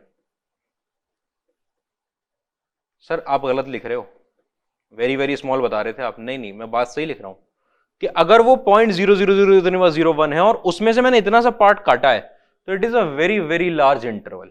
आपको ये वाली बात ये इमेजिन करना है। अच्छा, इतना छोटा भी वेरी वेरी लार्ज है, क्योंकि इसके अंदर इनफाइनाइट पॉइंट्स आ रहे हैं। इनफाइनाइट पॉइंट तो इसमें भी आ रहे हैं, लेकिन ये बहुत बड़ा इंटरवल है। ठीक है, अगर मैं यहां मैग्नीफाइंग ग्लास लगा दूं और इसको खोल दूं और उसमें से फिर इतना सा पॉइंट निकालूं, तो वो भी वेरी वेरी लार्ज है। तो ये डेल क्या है फिर, जो वेरी वेरी स्मॉल है? ये आपको इमेजिन करना है कि ये बहुत बहुत ज्यादा पास, इनफाइनाइटेसिमली स्मॉल जिसे बोलते हैं, ये वो चीज है। मतलब यहां से यहां तक है तो इनफाइनाइट पॉइंट्स, हैं तो इनफाइनाइट पॉइंट्स, लेकिन ये माना जाता है कि ये बहुत ही छोटा इंटरवल, बहुत छोटा, तभी उसका नेबरहुड कहलाया जाएगा। ये नहीं कि 1 का नेबरहुड 2 है, नहीं, 2 तो बहुत दूर है। 1 का नेबरहुड 1.1 नहीं है, स्मॉल नेबरहुड, जिसे स्मॉल नेबरहुड बोलते हैं, डेल नेबरहुड उसका। ठीक है, तो क्या है उसका नेबरहुड? 1.01 नहीं, वो तो बहुत बड़ा इंटरवल हो गया। 1.01, 0.9 से लेकर 0.99 से 1.01 तो बहुत बड़ा इंटरवल हो गया। बहुत ही छोटा इंटरवल होता है जिसको जो आपका कहलाता है डेल नेबरहुड। ठीक है, उसका मैंने आपको एग्जांपल देने के लिए समझाया कि अगर ये 0 है और ये 0.001 है, तो अगर मैं इतना सा पार्ट काट रहा हूं तो it is a very very large interval. तो सोचो वेरी वेरी स्मॉल कितना होगा। ठीक है, ये बस आपको एक इमेजिनेशन के लिए। ठीक है, बहुत इमेजिनेशन के ऊपर चीज है कि अच्छा बहुत छोटा, 0 के बिल्कुल पास आ गए, बिल्कुल पास। ठीक है, ऐसे लगा दिया 0 पे, कि मान लो ये वाला पॉइंट आपके पास कोई ए था। ठीक है, आपने बिल्कुल ऐसे लगा दिया 2 ओपन इंटरवल, बिल्कुल इस पे चिपका के, बिल्कुल चिपका के। ठीक है, तो ये वाला इंटरवल क्या होता है आपका? डेल नेबरहुड, डेल नेबरहुड कहलाता है। ठीक है, तो क्या बात लिखने जानो? डेल नेबरहुड, डेल नेबरहुड ऐसे लिखेंगे, of any point A is the interval A minus del to A plus del। ठीक है, इतनी बात में कोई प्रॉब्लम नहीं है। वेयर, जहां पर ये बात पक्की होनी चाहिए कि del is greater than 0, but very very positive value है, but very very small positive value, but very very small. Very very small के लिए मैंने आपको अभी थोड़ा सा इमेजिनेशन बहुत है कैलकुलस के अंदर, बहुत ज्यादा। आपको बहुत क्लोज वैल्यू इमेजिन करनी होती है। अच्छा, इतने पास की वैल्यू भी जब बहुत बड़ी है तो बहुत छोटी क्या होगी? ठीक है, बट वेरी वेरी स्मॉल। ठीक है, डिनोटेड बाई एन डेल। ठीक है, नेबरहुड डेल, एन कैपिटल और डेल ये। ठीक है, किसका, किस पॉइंट का? ए पॉइंट का। उसको आप क्या लिखोगे? ए माइनस डेल से लेकर ए प्लस डेल। ठीक है, ये इंटरवल अगर मैं सेट में बनाना चाहूं तो देखो, सेट समझना, N del A is equal to, एक सेट है जिसका एलिमेंट है एक्स। ठीक है, एक सेट है जिसका एलिमेंट है एक्स, एक्स की ये वैल्यूज होनी चाहिए। एक्स की अगर ये वैल्यूज होनी चाहिए तो आप लिखोगे मॉड के अंदर x minus a should be less than del. X belongs to R भी कर दूं साथ साथ, एक्स बिलोंग्स टू आर और डेल्टा ग्रेटर देन 0। ये क्या लिख दिया सर आपने? ये एन डेल, ये नेबरहुड, ये del neighbourhood of a, del neighbourhood of a बनाया, उसके पॉइंट आपने बोले एक्स हैं, जहां पे एक्स इस इनइक्वालिटी को सेटिस्फाई कर रहा है। ये इनइक्वालिटी क्या है? देखो, आपके पास x माइनस ए का modulus is less than del लिखा हुआ है। इसका मतलब x माइनस ए जो है वो माइनस डेल से लेकर डेल के बीच में लाई करेगा। खोल दूंगा अगर, तो x की वैल्यू आपके पास कहां से कहां लाई करेगी? a माइनस डेल से लेकर a प्लस डेल तक। a को ऐड कर दिया तो x की वैल्यू a माइनस डेल से a प्लस डेल तक लाई कर रही है। x क्या है? इस सेट का एलिमेंट है, और यही सेट आपका तो था a माइनस डेल से a प्लस डेल, यही तो सेट था। जहां पर ये जो डेल वाली वैल्यूज है ये इंक्लूडेड नहीं है, एक्सक्लूडेड वैल्यूज है। ये इक्वल टू के साइन नहीं लगे यहां पर। तो ये है अच्छा लिखने का। अब आपको सोचना ये है तरीका, हाँ ये है तरीका, ये बताता है डेल नेबरहुड के x आपका जो पॉइंट है वो अगर a के डेल नेबरहुड में है तो x ये सेटिस्फाई करेगा। If x is in the del neighbourhood of a तो x इस कंडीशन को सेटिस्फाई करेगा कि x माइनस a का मॉड, मतलब x और a के बीच की डिस्टेंस डेल से छोटी रहनी चाहिए। ये मॉड क्या होता है? x और a के बीच की क्या होती है? डिस्टेंस होती है। x माइनस ए का मॉड डेल से छोटा, उसका मतलब ये होता है कि x यहां से यहां में लाई करेगा, मतलब इस इंटरवल में, यही इंटरवल था अभी जो पीछे बनाया था, यही स्मॉल नेबरहुड था। अच्छा, ये मैं बना बहुत बड़ा रहा हूं आपको, नहीं तो मैं कहां चिपका दूंगा तो दिखेगा ही नहीं, लेकिन इससे समझना है वेरी वेरी स्मॉल की बात। अच्छा, ये हुआ, तो ये लिखने का तरीका हुआ, इस पे ध्यान दो जरा सा कि मॉड में x minus A is less than del, ठीक है। उसके बाद अगला पॉइंट इसी में, डेल नेबरहुड के बाद deleted neighbourhood, deleted neighbourhood of a point. Deleted neighbourhood किसे कहते हैं कि अगर आप किसी ए पॉइंट का डिलीटेड नेबरहुड निकाल रहे हो तो उसके अंदर से आप ए नाम का पॉइंट हटा दो, इसका मतलब समझते हो ना, आपके इस सेट में से माइनस कर दिया है ए माइनस बी, अगर ये दो सेट हैं उसको आप ऐसे भी तो लिख सकते हो, a minus b, a when b is removed, representation का तरीका होता है वो सेट के अंदर एन डेल ए, जिसके अंदर से ए हटा दिया, इसका मतलब यहां पर का एलिमेंट होगा एक्स, जहां पर आपका मॉड के अंदर x माइनस ए डेल से छोटा होगा और x की वैल्यू a नहीं होगी।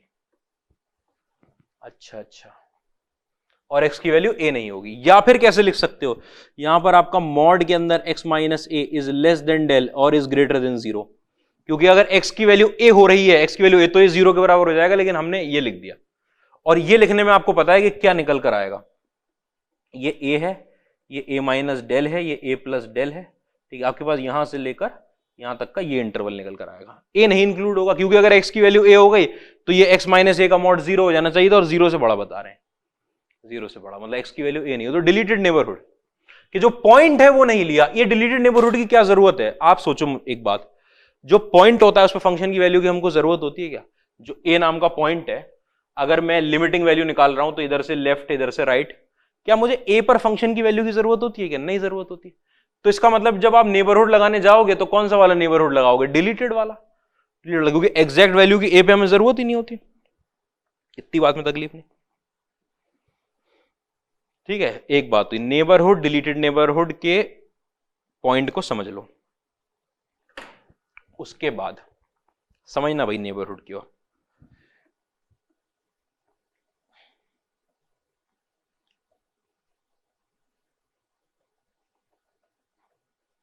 ए पर मान लो ये एफ ए था, तो ये कुछ रहा होगा, फंक्शन की ए पे वैल्यू का क्या करूंगा मैं, एल बोलता हूं उसको, ठीक है। देखो भाई, लिमिटिंग वैल्यू क्या होती है कि जब आपका x जो है वो a को अप्रोच करे तो fx जो है किसको अप्रोच करे? l को अप्रोच करे। ये अप्रोच करने का क्या मतलब होता है?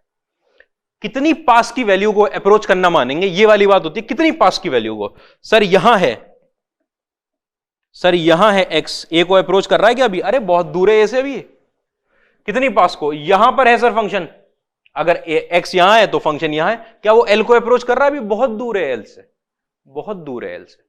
अच्छा, तो ऐसा माना जाता है कि एक डेल नेबरहुड के अंदर जब x एंटर कर गया, डेल नेबरहुड का मतलब ये वाला पॉइंट आ गया a माइनस डेल और ये वाला पॉइंट आ गया a प्लस डेल। अब जब आप इधर से आ रहे हो और इधर से आ रहे हो, बहुत छोटा नेबरहुड है, दिखाने भाई समझाने के लिए थोड़ा बड़ा बनाना पड़ता है। तो जब इस नेबरहुड के अंदर x एंटर कर गया, इसका मतलब अब x a को अप्रोच कर रहा है लेफ्ट हैंड साइड से, और इस तरफ से अगर इस नेबरहुड में आ चुका है तो x अप्रोच कर रहा है a को राइट हैंड साइड से। ऐसा माना जाता है, ये कॉन्सेप्ट कहता है कि a माइनस डेल और a प्लस डेल, आपने ये नेबरहुड बनाया, अब जब x इसके अंदर एंटर कर जाएगा तब ये मानेंगे, तब ये मानना शुरू करेंगे x tending towards a, x is tending towards a। अच्छा, तो अगर आप सर x के साथ नेबरहुड लगा रहे हो, x की वैल्यू a के साथ नेबरहुड लगा रहे हो कि जब यहां अप्रोच करेगा तो फंक्शन भी तो l को अप्रोच कर रहा है। हाँ, फंक्शन कर रहा है l को अप्रोच। तो अगर फंक्शन l को अप्रोच कर रहा है तो वो भी कहीं ना कहीं किसी ना किसी वैल्यू के बीच में ही रहता होगा, किसी ना किसी वैल्यू के बीच में। कि भाई फंक्शन की वैल्यू जब इसके नीचे और इसके ऊपर आ जाती है तब हम मानते हैं कि फंक्शन किस वैल्यू को अप्रोच कर रहा है? एल को अप्रोच कर रहा है। जैसे आपने ये माना कि एक्स को मैं इधर से ला रहा हूं, यहां पे नहीं मान रहा मैं कि ए को अप्रोच कर रहा है अगर यहां पर है, लेकिन अगर इसके अंदर, क्यों ऐसा बोला जाता है? ऐसा इसलिए बोला जाता है, पहले बात समझना कि ऐसा ये इंटरवल क्यों बना दिया गया। क्योंकि आप अगर कोई भी वैल्यू निकालने जाते हो ना, तो फिक्स्ड पॉइंट पे निकालने जाते हो, मूविंग पॉइंट पे नहीं। एक्स अगर ए को अप्रोच कर रहा है तो है कहां एक्स, ये बात होगी ना, है कहां। आप बोलोगे लेफ्ट साइड में, लेफ्ट साइड में तो पूरी दुनिया पड़ी है। अगर लेफ्ट साइड से अप्रोच कर रहा है, लेफ्ट साइड में उधर तक माइनस इनफाइनाइट तक नंबर है, एक्स है कहां एग्जैक्टली, एक्स है इनके बीच में। अगर इनके बीच में कोई भी पॉइंट उठाया मैंने, तब मैं मानूंगा कि लेफ्ट साइड से अप्रोच कर रहा है, यहां है तब नहीं मानूंगा। ऐसे ये वाला पॉइंट उठाया तब मानूंगा राइट साइड से अप्रोच कर रहा है। तो सर एक्स की वैल्यू में जब आप अप्रोच करा रहे हो तब तो ठीक है, आपने एक नेबरहुड ले लिया, उसके अंदर जब एक्स की वैल्यू आएगी तब आप बोलोगे एक्स को अप्रोच कर रहा है।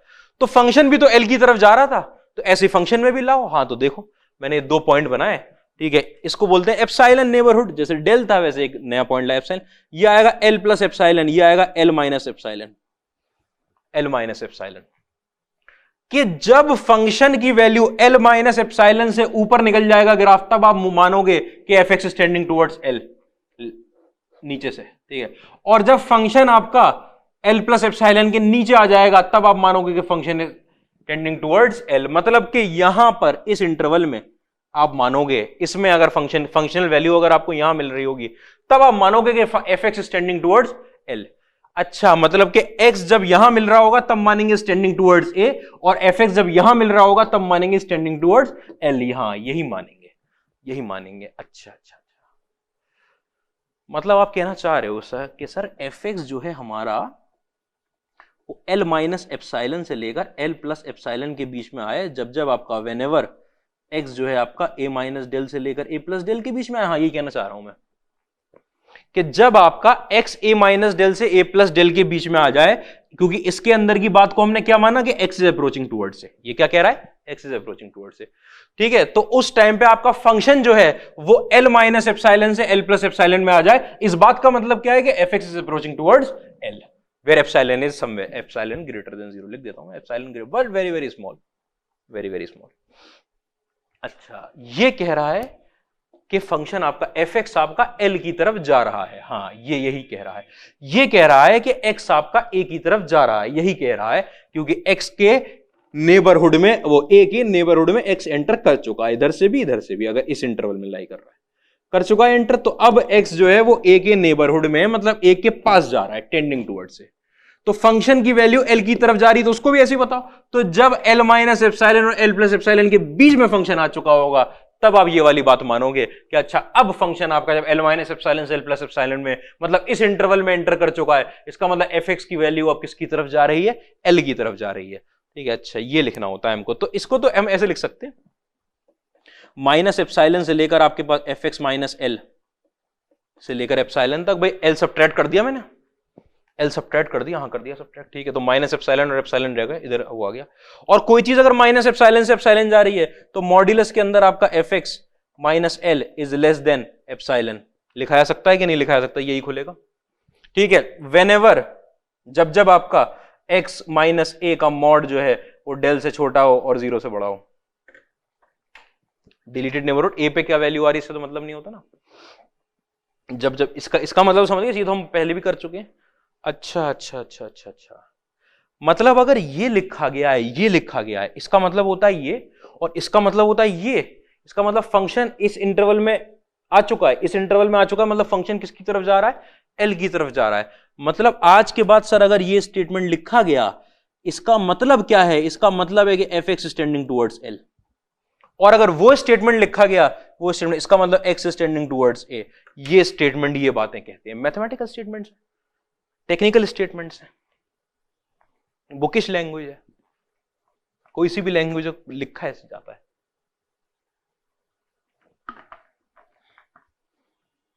अच्छा, जैसे माना कि x जब यहां एंटर किया तब वो अप्रोच कर रहा है, ऐसे ही जब फंक्शन आपका इन दोनों के बीच में, एक एप्सिलॉन ऊपर एप्सिलॉन नीचे गए, तब मानेंगे फंक्शन अप्रोच कर रहा है l को। अच्छा, एफ एक्स अप्रोच कर रहा है l को, इसका मतलब एफ एक्स इनके बीच में लाई करे, जब जब आपका x इनके बीच में लाई करे, ठीक है।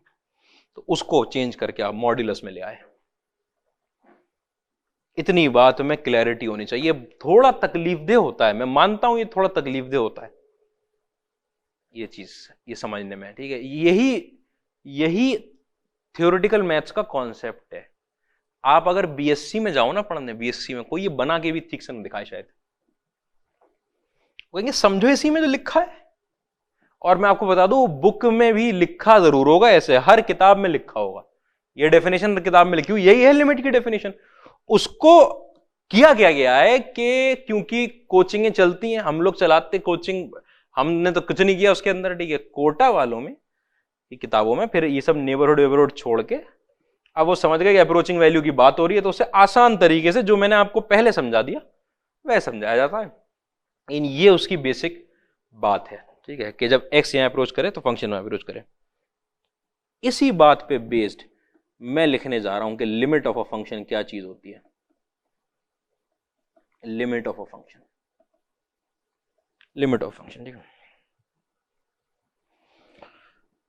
If fx is a function defined in neighborhood of point A, point A क्या है भैया, अंग्रेजी देख लें इसकी, ठीक है, एक्सेप्ट, तो ये देखो बात आई, एक्सेप्ट पॉसिबली, हाँ ये सब छूट जाती है ना, एट ए, इंग्लिश में एक्सेप्ट पॉसिबली एट ए का मतलब क्या हुआ कि फंक्शन जो है is defined in neighbourhood of point ए, मतलब a माइनस डेल से a प्लस डेल के इंटरवल में फंक्शन डिफाइंड है, उसके डोमेन की वैल्यूज हैं वो। इसे तो पक भैया फंक्शन तो तब आएगा अगर मान लो कि ये डोमेन की ही वैल्यूज ना हो, क्या करोगे? जैसे कोई कहे आपसे, सर क्या समझाने लगे बीच में डेफिनेशन लगे, मैं एक सेकंड बात समझना बस।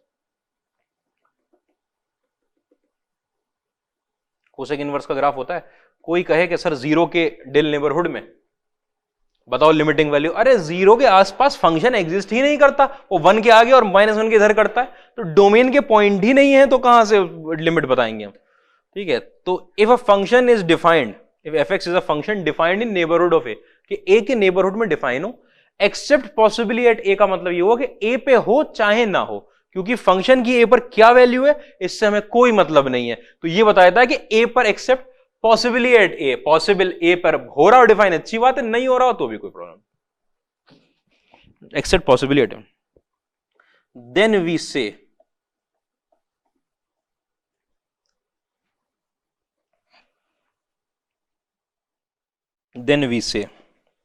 that a function fx approaches to L as x approaches to A, ठीक है, ठीक है। इफ कब कहेंगे ऐसा कि पहली बात तो कि फंक्शन डिफाइन हो ए के नेबरहुड में, ए पर हो चाहे ना हो, तो हम बोलेंगे कि जरूरी नहीं है कि तभी बोल दें, तो अब कब बोलेंगे वो बताने जा रहे हैं। तब हम then we say that function fx approaches to L f as x approaches to A, मतलब ये इन्होंने क्या बात लिख दी कि limit x tending to A fx is equal to L। कब बोलेंगे ऐसा?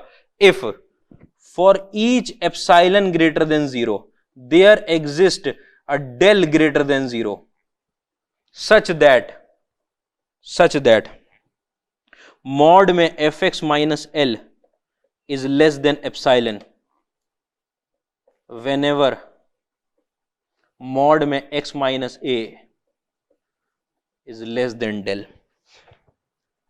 अरे क्या बोल दिया, ये क्या इतनी बातें कर दी है, इसी बात की तो बेस बना रहा हूं इतनी देर से, जो ग्राफ बन में L माइनस कि अगर कोई फंक्शन a के नेबरहुड में डिफाइन है, चाहे a पर हो चाहे ना हो, तो हम कहेंगे कि function approaches to L as x approaches to a, function approaches to L as x approaches to a, ठीक है। इसका बात का मतलब है कि हम बोलेंगे कि limit x tending to a fx is equal to L, हम ये बोलेंगे। कब बोलेंगे? ऐसी हवा में थोड़ी हर फंक्शन के लिए बोल देंगे, हर फंक्शन के लिए थोड़ी बोल देंगे। देखो मैं दिखाता हूं, यहां थोड़ी, यहां देखो 1 के नेबरहुड में फंक्शन तो डिफाइन था, 1 पे भी डिफाइन था, लेकिन यहां थोड़ी बोल देंगे, ठीक है।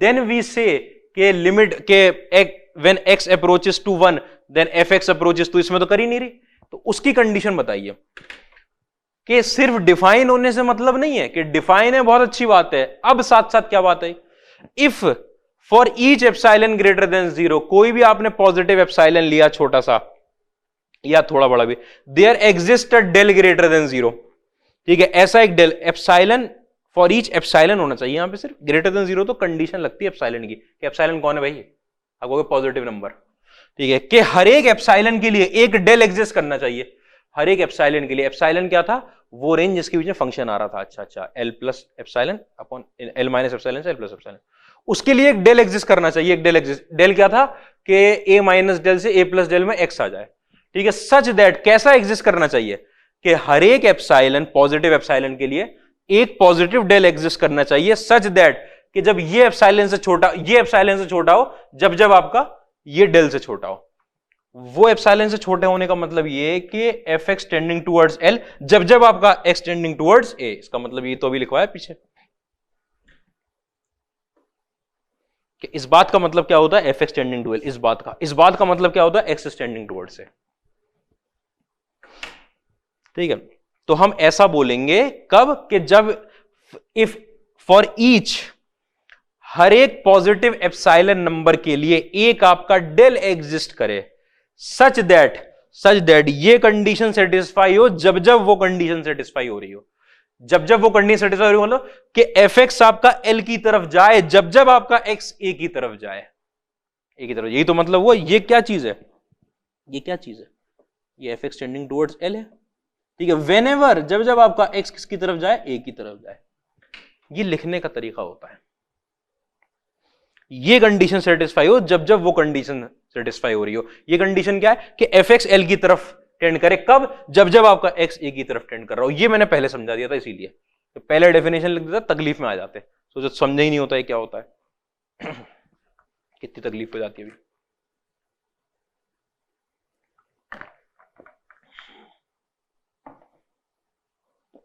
इतनी बात में मुझे उम्मीद है कोई तकलीफ नहीं होगी आपको।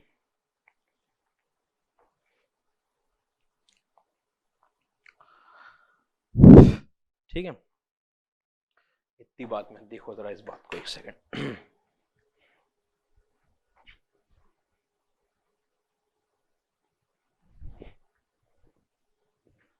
देखिए भाई, इसके आगे फिर लिमिट ऑफ फंक्शन की डेफिनेशन थ्योरेटिक, ठीक, उसके बाद यही थ्योरेटिकल डेफिनेशन आपकी left hand limit of a function.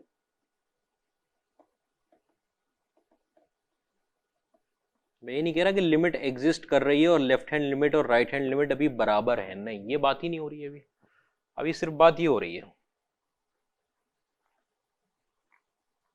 ये ए है, ये L1 नाम का पॉइंट है, x जब a को लेफ्ट साइड से अप्रोच कर रहा है, अभी उधर का मैंने ग्राफ ही नहीं बनाया, x जब a को लेफ्ट साइड से अप्रोच कर रहा है तो फंक्शन किसको अप्रोच कर रहा है, L1 को। कोई बात ही नहीं है कि लिमिट एग्जिस्ट करती है कि नहीं करती है, कि जो L1 है, जो राइट हैंड की लिमिट भी L1 को ही करेगी क्या, अभी कोई बात ही नहीं कर रहा मैं, ठीक है। तो a function fx approaches to a number L1, ठीक है, when x approaches to a from left hand side, ठीक है। अब फंक्शन fx अप्रोचेस, वही पुरानी बात कि फंक्शन कोई डिफाइन है इसके नेबरहुड में, ठीक है, एक्सेप्ट पॉसिबली एट a, तो function fx approaches to number L1 when x approaches to a from LHS left hand side if there exist, ठीक है, there exist an epsilon greater than 0, ठीक है, अरे if क्या था भाई, if for each epsilon greater than 0 there exist a del greater than 0 such that mod में आपके पास fx minus L1 is less than epsilon, ठीक है, वेनेवर आपका x जो बिलोंग करेगा वो a माइनस डेल से a के बीच में।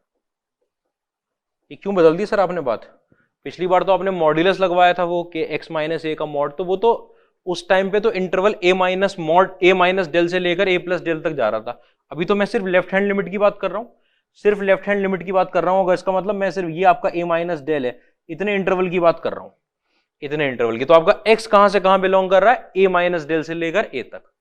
तो सर फंक्शन में तो आपने वही मॉड लगाया, तो मतलब फंक्शन में दोनों तरफ से बात होगी। हाँ देखो, L1 प्लस एप्सिलॉन ये होगा और L1 माइनस एप्सिलॉन ये होगा, ठीक है, ये लाइन आपकी L1 माइनस एप्सिलॉन की, ठीक है, और ये लाइन आपकी L1 प्लस एप्सिलॉन की। आप कहोगे कि L1 माइनस एप्सिलॉन से ही तो L1 के बीच में ही रहना है फंक्शन को, तो वो तो मैंने फंक्शन ऐसा बनाया है।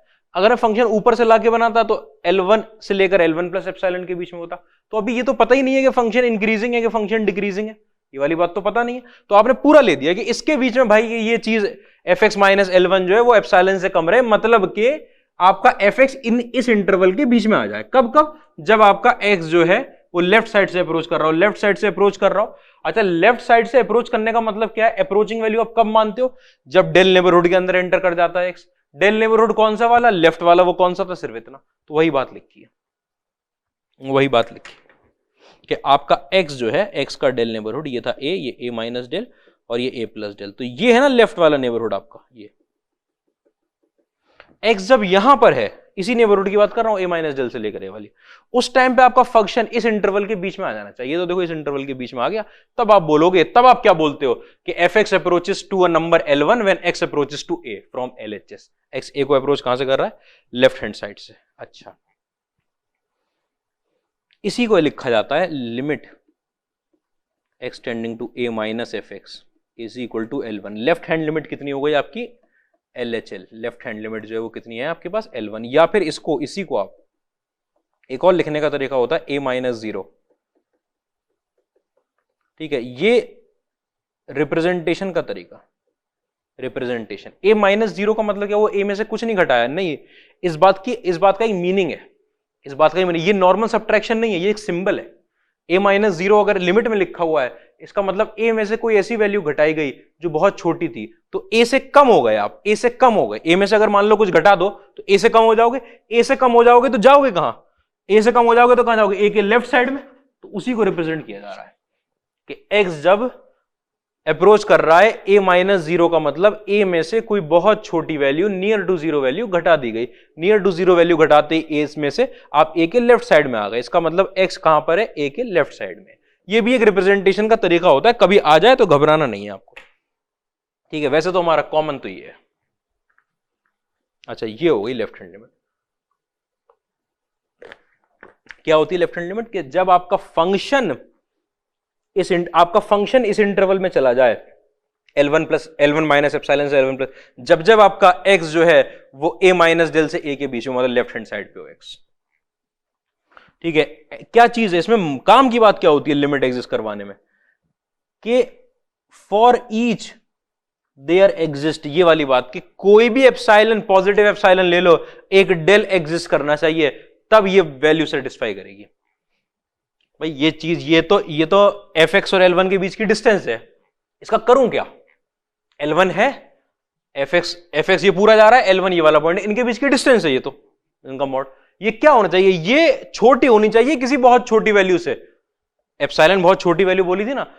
fx और L1 के बीच की डिस्टेंस बहुत छोटी होनी चाहिए। इज लेस देन एप्सिलॉन का मतलब बहुत छोटी वैल्यू छोटी होनी चाहिए, इसका मतलब खुद बहुत छोटी होनी चाहिए। अगर fx और L1 की बीच की डिस्टेंस कम हो गई है, इसका मतलब fx कहां जा रहा है? L1 की तरफ ही तो जा रहा है। यही तो मतलब हुआ इस बात का। आओ आगे, राइट हैंड लिमिट। धीरे धीरे उतरेगा कॉन्सेप्ट, धीरे धीरे। राइट हैंड लिमिट, ठीक है, right hand limit of a function at a point A.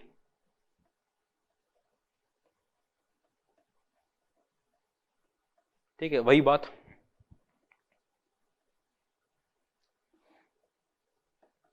ए पर L2, ये आपका a प्लस डेल, इस इंटरवल में, तब फंक्शन की वैल्यू आपकी ये L प्लस एप्सिलॉन और L माइनस एप्सिलॉन के बीच में आ जानी चाहिए।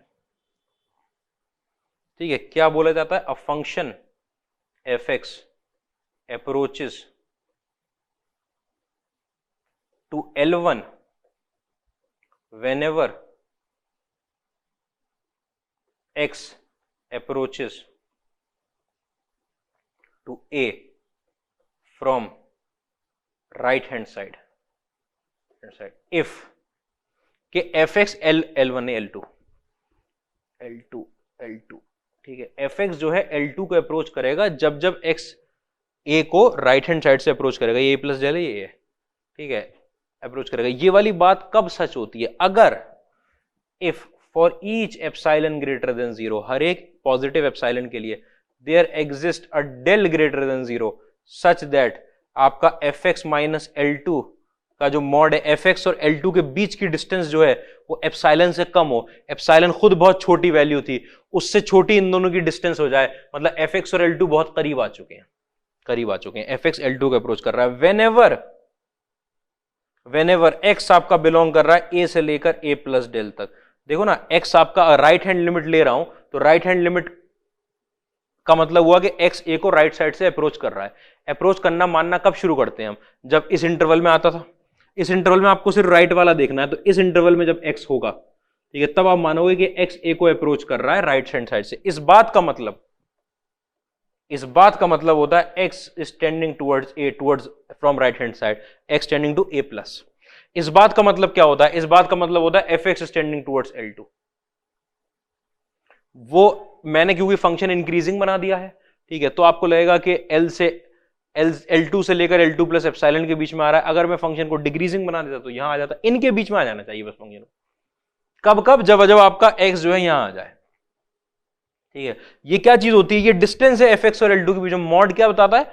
इन दोनों पॉइंट के बीच की डिस्टेंस, वो एप्सिलॉन से कम हो जानी चाहिए। एप्सिलॉन खुद छोटी value, very small distance between fx and L2। इसका मतलब fx जो है वो L2 के पास चला गया है। इतनी बात में तकलीफ नहीं होनी चाहिए, ठीक है। फिर इसको रिप्रेजेंट करने का वही तरीका, limit x tending to a plus fx की वैल्यू किसके बराबर है? L2 के बराबर। या फिर आप limit x tending to a plus 0 fx is equal to L2 के बराबर, ठीक है। नोट डाल के बात क्या है? नोट डाल के बात यह है कि अगर आपके पास if L1 is equal to L2, this implies limit exists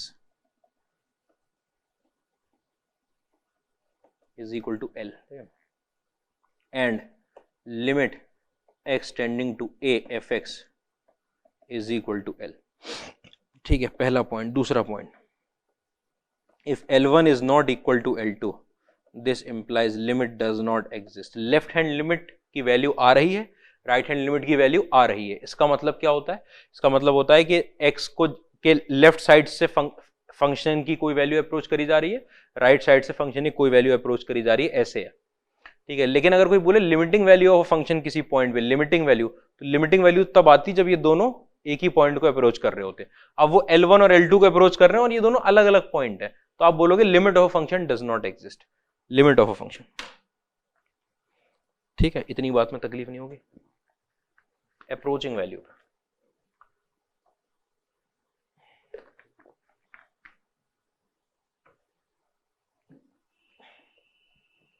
उसके बाद पॉइंट पे हूं, ठीक है। अब आपके पास, अब यहां से बात क्या शुरू हो जाती है, ठीक है। ये आपके पास कुछ स्टैंडर्ड पॉइंट्स आएंगे,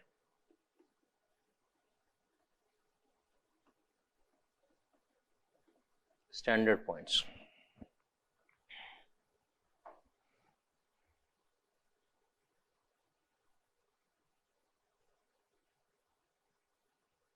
क्या आता है स्टैंडर्ड पॉइंट में?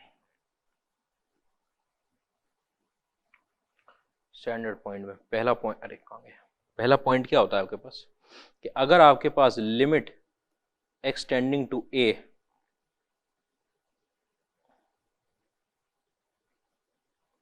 k, तो k के बराबर ही आएगा जहां पर k इज अ कांस्टेंट, जहां पर k क्या है? कांस्टेंट वैल्यू है, कांस्टेंट वैल्यू है, वो k के बराबर ही आएगा x टेंडिंग टू a पर, ठीक है। तो मतलब अगर कांस्टेंट वैल्यू पर मैं लिमिट लगा रहा हूं, ठीक है, तो वो k ही आती है। कैसे? जरा इसको वन लाइन का रिप्रेजेंटेशन की बात कर रहा था, वो वन लाइन रिप्रेजेंटेशन यहां पर बहुत काम आता है आपके पास, ठीक है। अभी तो मैं आपको ग्राफ पे दिखा देता हूं कि ऐसे जाता है ग्राफ, ठीक है। ये रहा आपका a, ये y is equal to k की लाइन है, ठीक है। आप ये वाला नेबरहुड ले रहे हो, ये क्या है? a माइनस डेल, ये क्या है? a प्लस डेल, ठीक है। इधर से आप अप्रोच कर रहे हो a को, इधर से अप्रोच कर रहे हो a को, जब x की हर एक value, for each x belonging to r, x की सारी वैल्यू के लिए फंक्शन की वैल्यू अगर k निकल कर आ रही थी, x की सारी वैल्यू के लिए फंक्शन की वैल्यू अगर k निकल कर आ रही थी, तो जब आप a के जरा सा लेफ्ट में होगी और जरा सा राइट में होगी तो भी फंक्शन की वैल्यू क्या आ रही होगी, k ही आ रही होगी। ठीक है, तो अगर आप x को a की तरफ अप्रोच करवा रहे हो तो फंक्शन जब k से हिला ही नहीं है इधर उधर तो किस वैल्यू को अप्रोच करेगा, k को अप्रोच करेगा। आपको लगेगा सर फंक्शन की वैल्यू, ये फंक्शन की वैल्यू लिख दी, नहीं, मैंने लिखी आज भी अप्रोचिंग वैल्यू ही है, मुझे मतलब नहीं है कि फंक्शन की a पर वैल्यू k थी कि नहीं थी, मुझे इसकी कोई जरूरत नहीं है। मैं तो ये देख रहा हूं कि इस इंटरवल में जब आ गए, हम अप्रोच करवा रहे हैं उधर से, इस इंटरवल में क्या, अब तो आप कितने बड़े इंटरवल में आ जाओ, इसमें तो कोई प्रॉब्लम नहीं। तो जब आप x के करीब आ रहे हो, x के करीब आ रहे हो तो x से जस्ट पहले वैल्यू कितनी थी फंक्शन की, k, x से इधर जस्ट पहले वैल्यू कितनी थी, k। इसका मतलब आप किस वैल्यू को अप्रोच कर रहे हो, k को अप्रोच कर रहे हो, तो अप्रोचिंग वैल्यू निकल कर आती है k। वहां से देख के समझ में आता है ग्राफ से। दूसरा देखो, दूसरा स्टैंडर्ड पॉइंट क्या है कि लिमिट, कि अगर आपके पास, अगर आपका fx is equal to x है तो limit x tending to a fx बराबर आता है a के, that is limit x tending to a x बराबर किसके आता है, a के। इसका मतलब सर आप ये तो कह रहे हो कि x की जगह a पुट कर दिया, नहीं, ध्यान से समझना, इन सारी बातों को एक बात में पिरो दिया जाएगा। असल में यहां पे था a, इसके कोरस्पॉन्डिंग y की वैल्यू भी कितनी होगी, a। जब आप x को a की तरफ ले जा रहे हो दोनों तरफ से, लेफ्ट साइड से भी राइट साइड से भी, तो फंक्शन की वैल्यू किस तरफ जा रही है, a की तरफ ही तो जा रही है भाई। अगर y is equal to x की लाइन जा रही है, ठीक है, अगर आप x की वैल्यू a की तरफ ले जा रहे हो तो फंक्शन की वैल्यू किस तरफ जा रही है, a की तरफ ही जा रही है। अच्छा, इसीलिए ये वाली बात बोली गई है कि जब आपका x a की तरफ जा रहा है तो fx भी उस टाइम पे y की वैल्यू भी किसकी तरफ जा रही है, a की तरफ जा रही है। एक बात पक्की कर दूं पहले ही कि ये आपके पास जो होती है ना, ये वैल्यू, ये y की वैल्यू होती है, अप्रोचिंग वैल्यू किसकी, फंक्शन, क्योंकि x की तो ये लिखी है अप्रोचिंग वैल्यू, तो ये किसकी अप्रोचिंग वैल्यू आई होगी, फंक्शन की अप्रोचिंग वैल्यू। y की वैल्यू कौन सी वाली है, अप्रोचिंग। अच्छा, मतलब इन प्रैक्टिकलिटी हो क्या रहा है कि सर डायरेक्ट ही तो पुट कर रहे हैं, हाँ, आप सॉल्व करने के लिए यही बात समझो कि डायरेक्ट ही पुट कर रहे हैं।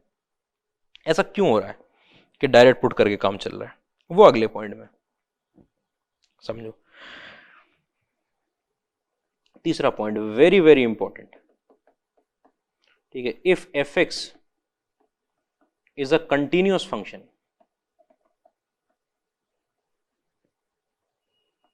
कंटिन्यूअस फंक्शन, ठीक है, then limit x tending to a fx is equal to fa। मतलब कि लिमिट की वैल्यू निकालने के लिए सर क्या किया आपने कि ये fx के अंदर x की जगह पर a पुट कर दिया। हां, अगर कंटिन्यूअस फंक्शन है, कंटिन्यूअस फंक्शन कौन से होते हैं, कंटिन्यूअस फंक्शन अभी के लिए आपको सिर्फ इतनी बात नहीं, whose graph does not break,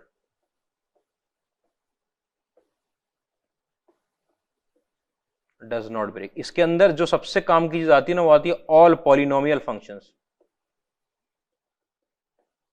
all polynomial function, सारे पॉलिनोमियल फंक्शन कंटिन्यूअस होते हैं, सारे पॉलिनोमियल फंक्शन। ठीक है, देखो मैं दिखाऊं आपको, मान लो कोई ऐसे करके फंक्शन जा रहा है, ठीक है, ये a है वैल्यू, ठीक है, यहां पर fa आएगी वैल्यू, फंक्शन की वैल्यू भाई a के कोरस्पॉन्डिंग फंक्शन की वैल्यू fa होगी।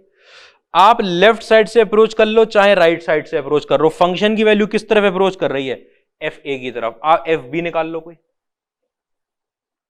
ठीक है, आप पॉलिनोमियल फंक्शन है मान लो, कंटिन्यूअस फंक्शन है, मतलब कहीं ब्रेक तो नहीं हो रहा, जो फंक्शन ब्रेक हो रहा होता है इसका ग्राफ वो होता है डिसकंटिन्यूअस, ये कहीं ब्रेक नहीं हो रहा, कंटिन्यूअस है। ठीक है, आप लेफ्ट साइड से b को अप्रोच कर रहे हो, राइट साइड से b को अप्रोच कर रहे हो, यहां पे अगर b थी वैल्यू तो फंक्शनल वैल्यू fb होगी, ठीक है, तो अप्रोचिंग वैल्यू जो होगी वो भी कितनी निकल कर आएगी, fb, इस वैल्यू को तो अप्रोच कर रहा है फंक्शन, ठीक है, ये fb होगी।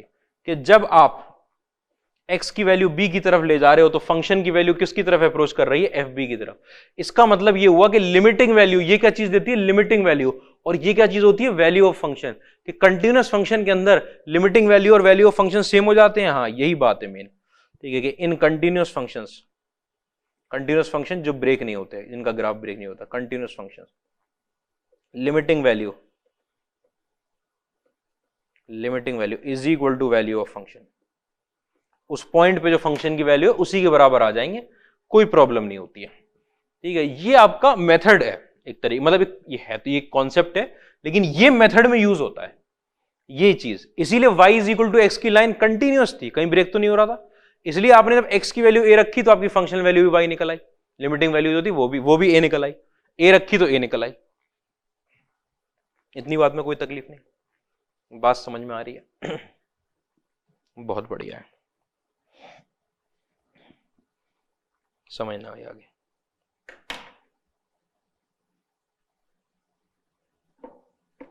अगला पॉइंट आपके लिए क्या आता है इसमें, एल्जेब्रा ऑफ लिमिट्स।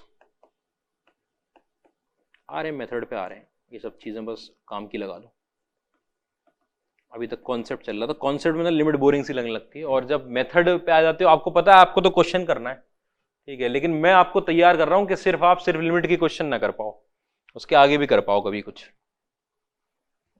लिमिट तो बहुत बढ़िया तो मेथड से होती है। ठीक है, एक पॉइंट क्या है कि अगर आपका limit x tending to a f x जो है वो किसके बराबर है, L1 के बराबर, and limit x tending to a f g x जो है वो किसके बराबर है, L2 के बराबर, L2 के बराबर। तो ये पॉइंट वो हैं जो आपको याद रखने पड़ते हैं। देन पहला पॉइंट क्या है कि limit x tending to a f x plus या माइनस जी एक्स की वैल्यू आप क्या कर सकते हो कि दो फंक्शन अगर ऐड हो रहे हैं तो आप इसे ऐसे लिख सकते हो, limit x tending to a plus, अरे एफ एक्स ये बंट जाता है, f x plus minus limit x tending to a g x. ठीक है, मतलब बराबर हो जाता है L1 प्लस माइनस L2 के, कि इसकी लिमिटिंग वैल्यू अलग और इसकी लिमिटिंग वैल्यू अलग, कोई प्रॉब्लम नहीं। ठीक है, दूसरा पॉइंट कि अगर आपके पास लिमिट एक्सटेंडिंग टू ए के टाइम्स एफ एक्स आ गया, वेयर के सम कांस्टेंट, तो आप उसे के times limit x tending to a f x लिख लोगे, कि मतलब कांस्टेंट जो होता है अगर आपका एक्सटेंड कर रहा है ना, तो लिमिट का वेरिएबल कौन सा है, एक्स, बाकी कोई भी वैल्यू पड़ी हुई हो तो कांस्टेंट है, अगर मल्टीप्लीकेशन में तो बाहर निकाल दो, एक्स ए को टेंड कर रहा है, एक्स वाला पूरा टर्म अंदर रखा हुआ है, मतलब कि के L1 निकल कर आ जाएगी। इतनी बात में तकलीफ नहीं होगी, मुझे उम्मीद है। तीसरा पॉइंट, ये बहुत काम का पॉइंट आपके लिए। तीसरा पॉइंट कि आपके पास अगर limit x tending to a f x into g x दे रखा है, मल्टीप्लाई हो रहे हैं दो टर्म, ठीक है, मल्टीप्लाई हो रहे हैं ये एफ एक्स और जी एक्स, दो फंक्शन मल्टीप्लाई हो रहे हैं, इसको आप लिख सकते हो limit x tending to a f x, ठीक है, multiplied by limit x tending to a g x. मतलब कि सर इसको हम L1 इंटू L2 लिख सकते हैं, बिल्कुल L1 इंटू L2 लिख सकते हो, मतलब कि मल्टीप्लीकेशन में इसके बाद अलग लिमिट, इसके बाद अलग लिमिट। हाँ, आप खुद सोचो, जब x की वैल्यू a को अप्रोच कर रही थी, ये फंक्शन L1 को अप्रोच कर रहा था, ये फंक्शन L2 को, दोनों का प्रोडक्ट कहां जाने लगेगा, L1 इंटू L2 पे तो जाएगा। वो कैसे जाएगा L1 इंटू, किसका मतलब दोनों पे अलग अलग लिमिट बांट दिए, ऐसे जाएगा। अच्छा, तो जब ऐसा मल्टीप्लीकेशन में हो सकता है तो डिवीजन में भी हो सकता है, बिल्कुल हो सकता है।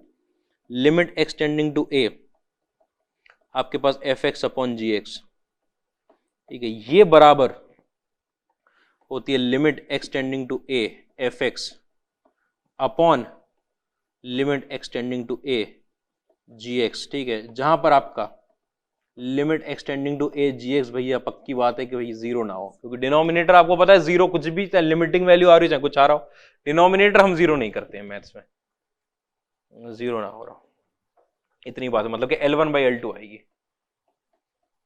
L1 बाई L2, इतनी बात में कोई तकलीफ नहीं। और देखना बात, पांचवी बात, ये सब वो काम के पॉइंट हैं जो आपके क्वेश्चन निकलवाएंगे, एल्जेब्रा जो है, ये वाला पॉइंट समझना कि limit x tending to a f x की पावर में अगर आपके पास कोई n नाम का टर्म पड़ा हुआ है एफ एक्स की पावर में, तो आप उसे लिख सकते हो limit x tending to a f x की पूरी पावर कितनी आएगी, n, मतलब L1 की पावर में n, मतलब लिमिट जो है पावर के अंदर चली जाती है। हाँ, किसी भी पावर के अंदर चली जाएगी, बिल्कुल किसी भी पावर के अंदर लिमिट चली जाती है। अच्छा, इसका प्रूफ क्या है, मैं आपको समझाऊं एक बात, कि अगर मैं एफ एक्स का मतलब है f x into f x की पावर एन मल्टीप्लाई हो रहा है और मल्टीप्लीकेशन में बढ़ जाती है वो, भाई f x into f x n times multiply हो रहा है, मल्टीप्लीकेशन में बढ़ जाएगी, तो L1 L1 L1 L1 N times multiply हो जाएगा, L1 की पावर एन आ जाएगी, ये ठीक है। फिर आप बोलोगे इसका प्रूफ क्या? इसके प्रूफ में तकलीफ, क्योंकि इसका प्रूफ होता है, इसका प्रूफ होगा उस बेसिक मेथड से कि for each epsilon greater than 0 there exist a del greater than 0 such that mod of f, इसका mod of f x g x minus L1 L2 is less than epsilon when x minus ए का mod is less than del. ठीक है, इसमें से इसको घटाएंगे, function में से लिमिटिंग वैल्यू घटाई जाती है ना, एफ एक्स माइनस एल ही तो था, तो एफ एक्स जी एक्स में से इसको घटाएंगे, मॉड लाएंगे, should be less than epsilon. तकलीफ दे, जरूरत नहीं है, जरूरत नहीं है, कभी जरूरत पड़ेगी तब कर लेंगे।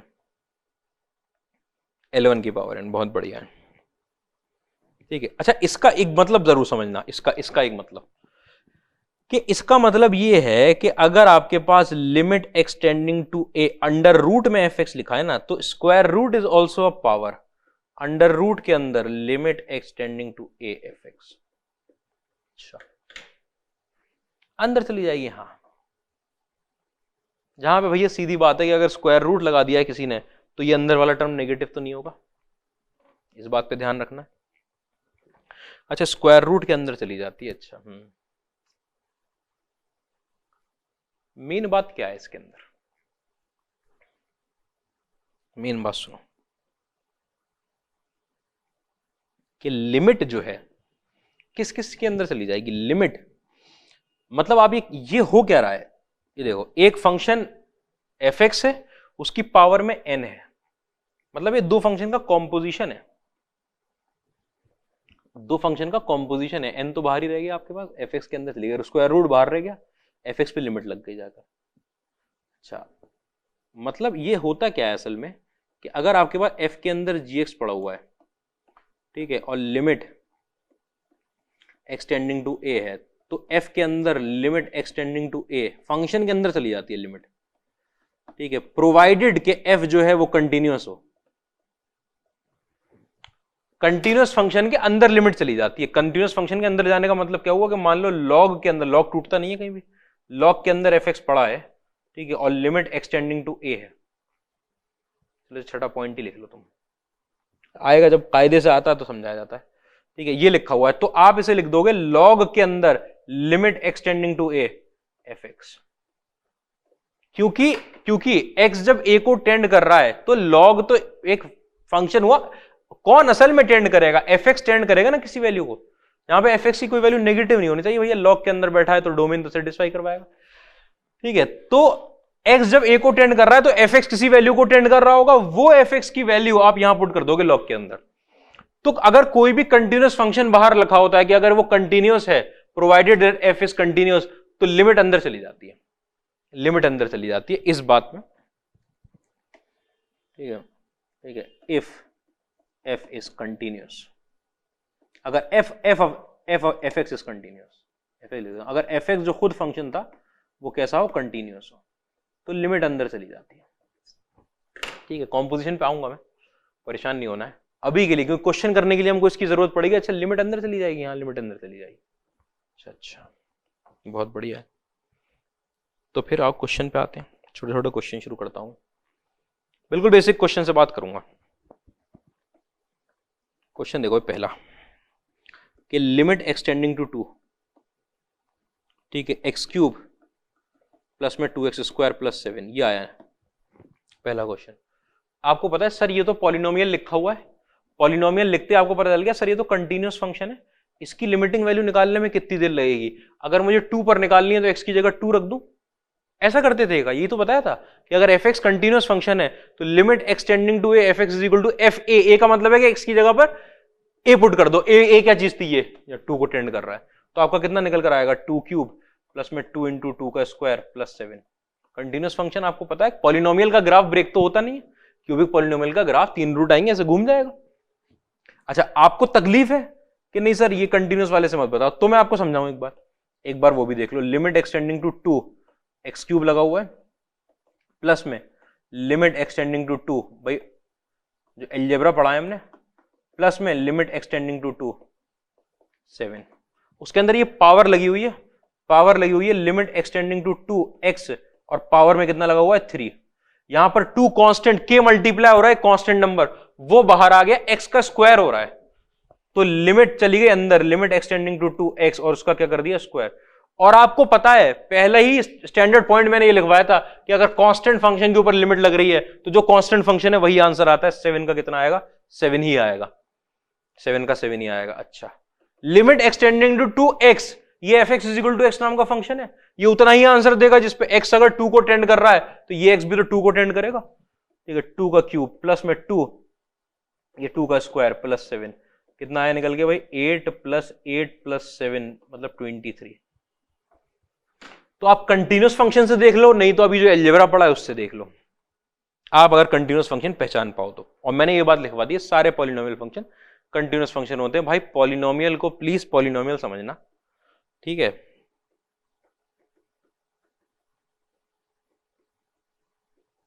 ये पॉलिनोमियल नहीं होता है, ये अपने आप में एक पॉलिनोमियल अपॉन दूसरा polynomial is a rational function, quadratic upon linear, ये पॉलिनोमियल नहीं होता है।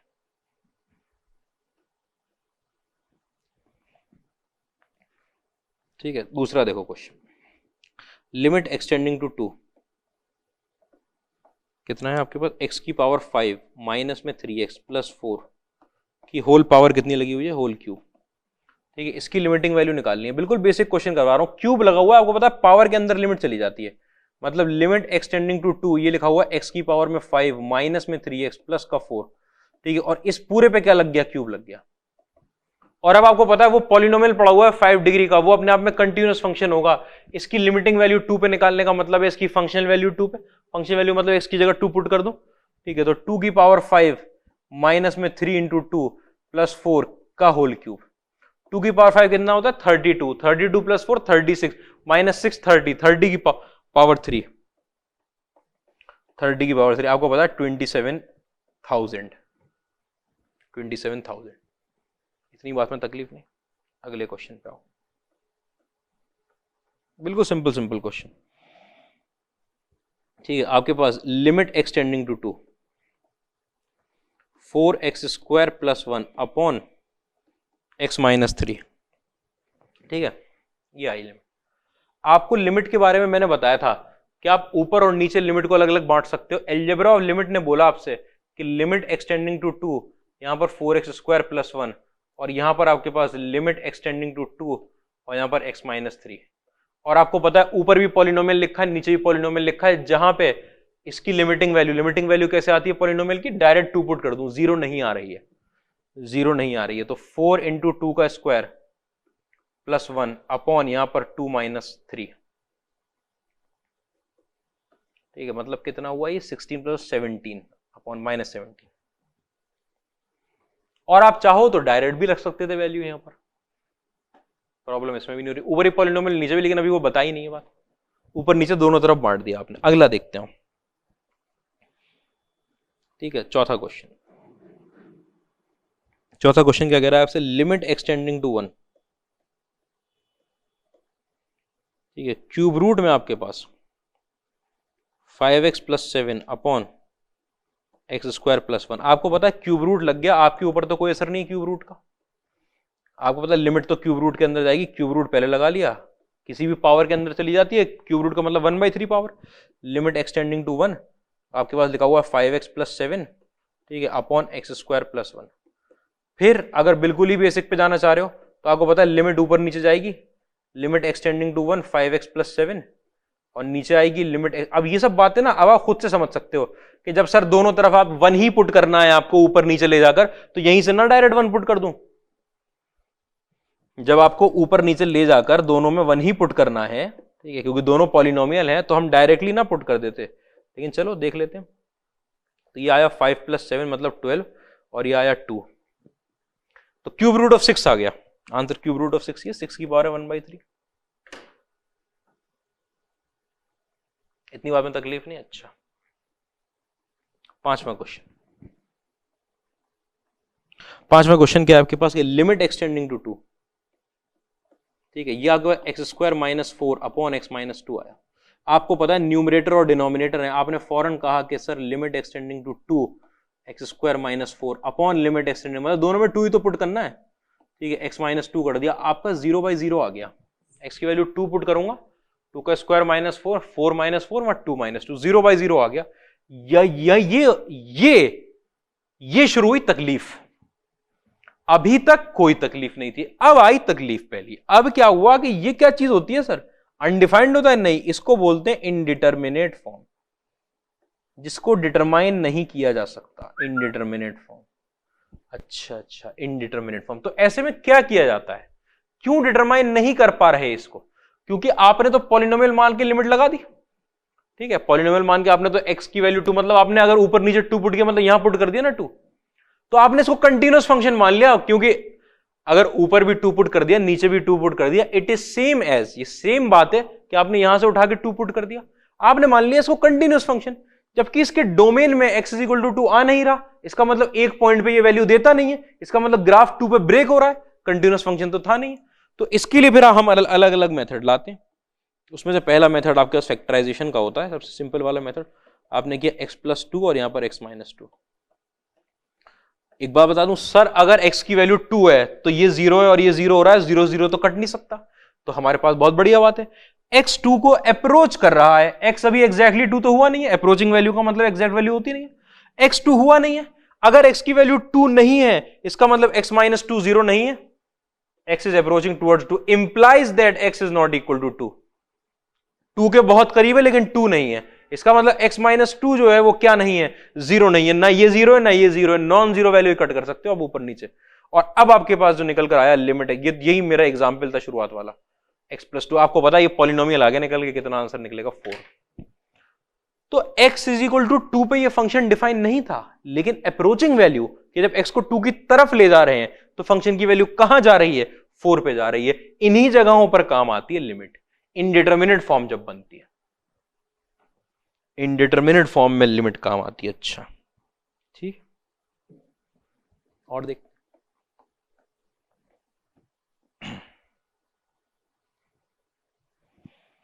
ठीक है, देखो भाई, limit x tending to 5 x² - 3x - 10 upon x² - 10x + 25 extended to 5 है। अब मैं एक बार वैल्यू पुट करके देख लेता हूं, 25 - 15 - 10, नीचे कितना आ रहा है आपके पास, 25 - 50 + 25, मतलब कि 0/0। भाई 25 - 25 यहां लिखा है, यहां पे 50 - 50 लिखा है, 0/0, indeterminate form, indeterminate form, indeterminate form आती है, आपको पता है अब डायरेक्ट वैल्यू पुट हो नहीं सकती, अब कुछ इसके अंदर कुछ जुगाड़ लगाना पड़ेगा, ठीक है। आपने कहा ये तो सर x - 5 और x + 3 लिखा हुआ है ऊपर, x - 5 x + 2 सॉरी, और नीचे क्या लिखा है, नीचे लिखा है x - 5 का होल स्क्वायर। आपको तकलीफ कौन दे रहा था, आपको यही फैक्टर तकलीफ दे रहा था, ये फैक्टर हमको तकलीफ दे रहा था। हाँ, आपका ऊपर 0 नीचे 0 बन रहा था x को 5 पुट करने पर, इसका मतलब आपका x - 5 और x - 5 रहा होगा नीचे, x को 5 पुट करने पर क्या चीज 0 बनती है, ये वाली चीज तो 0 बनती है। अच्छा, इसका मतलब ये फैक्टर रहा होगा, तो ये फैक्टर कट जाए तो आसानी होगी, तो देखो ये फैक्टर काट दिया मैंने। अच्छा, ऊपर से तो काट दिया, नीचे से तो कटा नहीं। अब आप वैल्यू पुट करने गए, ऊपर आया कितना 7 और नीचे आया 0, ये अपने आप में not indeterminate form, not indeterminate form नहीं है ये। तो ये क्या है, ये अपने आप में इनफाइनाइट है। इनफाइनाइट का मतलब हुआ कि undefined value, undefined value, this implies limit does not exist. जैसे इनफाइनाइट आंसर आ जाए आप बोलोगे कि limit does not, indeterminate value वो होती है 0/0। इनफाइनाइट आप 10th क्लास से पढ़ते आ रहे हो कि इनफाइनाइट क्या चीज होती है, अनडिफाइंड वैल्यू। वो इनडिटरमिनेट तो कभी नहीं बोला गया उसको क्या बोला था, अनडिफाइंड वैल्यू। कभी भी आपकी लिमिटिंग वैल्यू अनडिफाइंड आ जाए, इसका मतलब लिमिट एग्जिस्ट नहीं करती उस पॉइंट पे। अच्छा, लिमिट एग्जिस्ट नहीं करती, ओके ठीक है, नहीं करती होगी भाई एग्जिस्ट, ठीक। इनडिटरमिनेट फॉर्म नहीं है, इनडिटरमिनेट फॉर्म वहां पे दिख रही थी, उसको आप ले आए क्या, डिटरमाइन कर तो रहे हैं, डिटरमाइन कर रहे हैं, कि इनफाइनाइट आ रहा है सर, ये डिटर्मिनेशन ही है कि इनफाइनाइट आ रहा है, तो लिमिट एग्जिस्ट नहीं कर रही, एग्जिस्ट नहीं कर रही, ठीक है, इनफाइनाइट वैल्यू आनी चाहिए, लिमिट एग्जिस्ट नहीं कर रही। इतनी बात में पहले तो क्लैरिटी रखनी है आपको, समझ रहे हो बात को?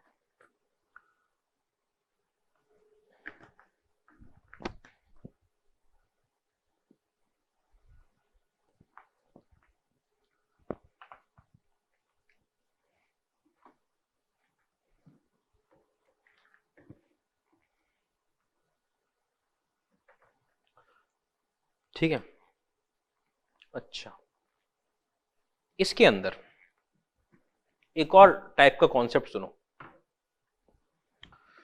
ठीक है, एक और टाइप का कॉन्सेप्ट जो कभी कभी काम आ जाता है, ठीक है, ये कॉन्सेप्ट किसका है? रेस का कॉन्सेप्ट है। कौन सी रेस? भागने वाली रेस, हाँ वही रेस, ठीक है, समझना इसको।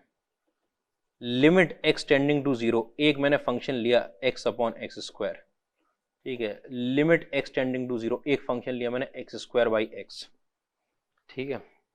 अगर आपने डायरेक्ट वैल्यू पुट कर दिया, आपको पता है 0/0, ये भी 0/0, एक्स की जगह 0 पुट कर दिया, इनडिटर्मिनेट फॉर्म है आपने, लेकिन अगर कैंसिल कर दिया ऊपर नीचे तो ये बचेगा आपके पास limit x tending to zero, limit x tending to zero 1/x, और यहां बचेगा limit x tending to zero x, ऊपर नीचे कैंसिल करेंगे ना, तो इसका आंसर तो निकलेगा आपके पास इनफाइनाइट, और इसका आंसर निकलेगा 0, इसका आंसर निकलेगा 0, ठीक है। अब रेस का क्या कॉन्सेप्ट है?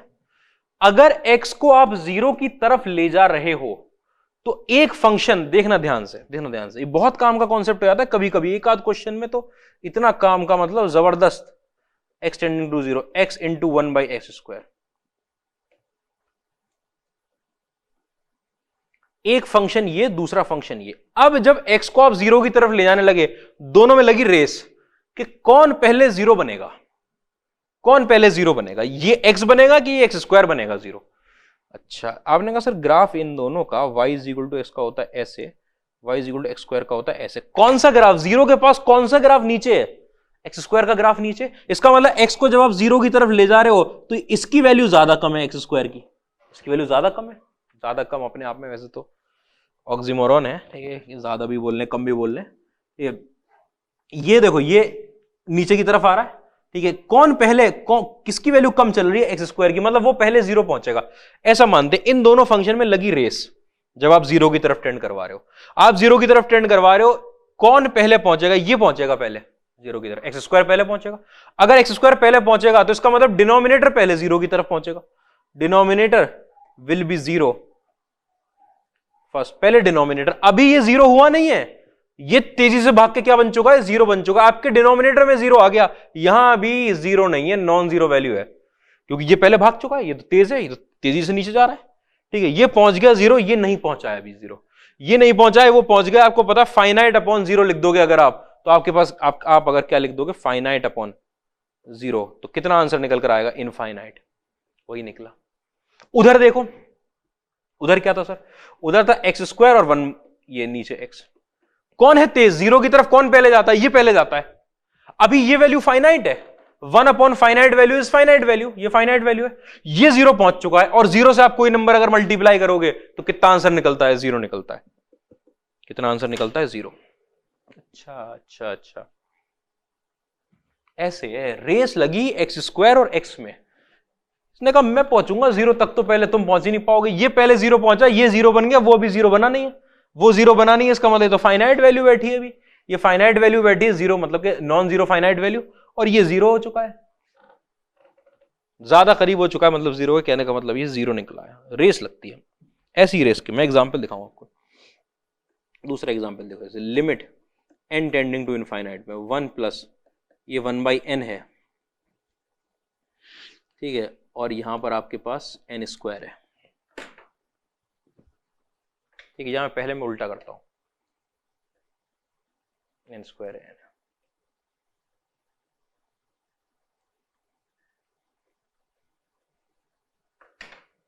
ठीक है, समझना बात को। अरे इतना चिपका क्यों लिख दिया? अब आपका n इनफाइनाइट की तरफ जा रहा है, जब आपका n इनफाइनाइट की तरफ जाएगा, दो जगह n, एक यहां और एक यहां, तो ये होता है, देखो n मतलब कि x मान लेता हूं और ये n स्क्वायर होगा ऐसे करके। जब आप इनफाइनाइट की तरफ जा रहे हो, कौन है आगे, कौन पहले इनफाइनाइट पे पहुंचेगा? n को इनफाइनाइट पे ले जा रहा हूं, तो आपसे पूछा जा रहा है कि n पहले पहुंचेगा कि n स्क्वायर पहले पहुंचेगा। n स्क्वायर ने कहा हम बहुत तेज भागेंगे इनफाइनाइट की तरफ।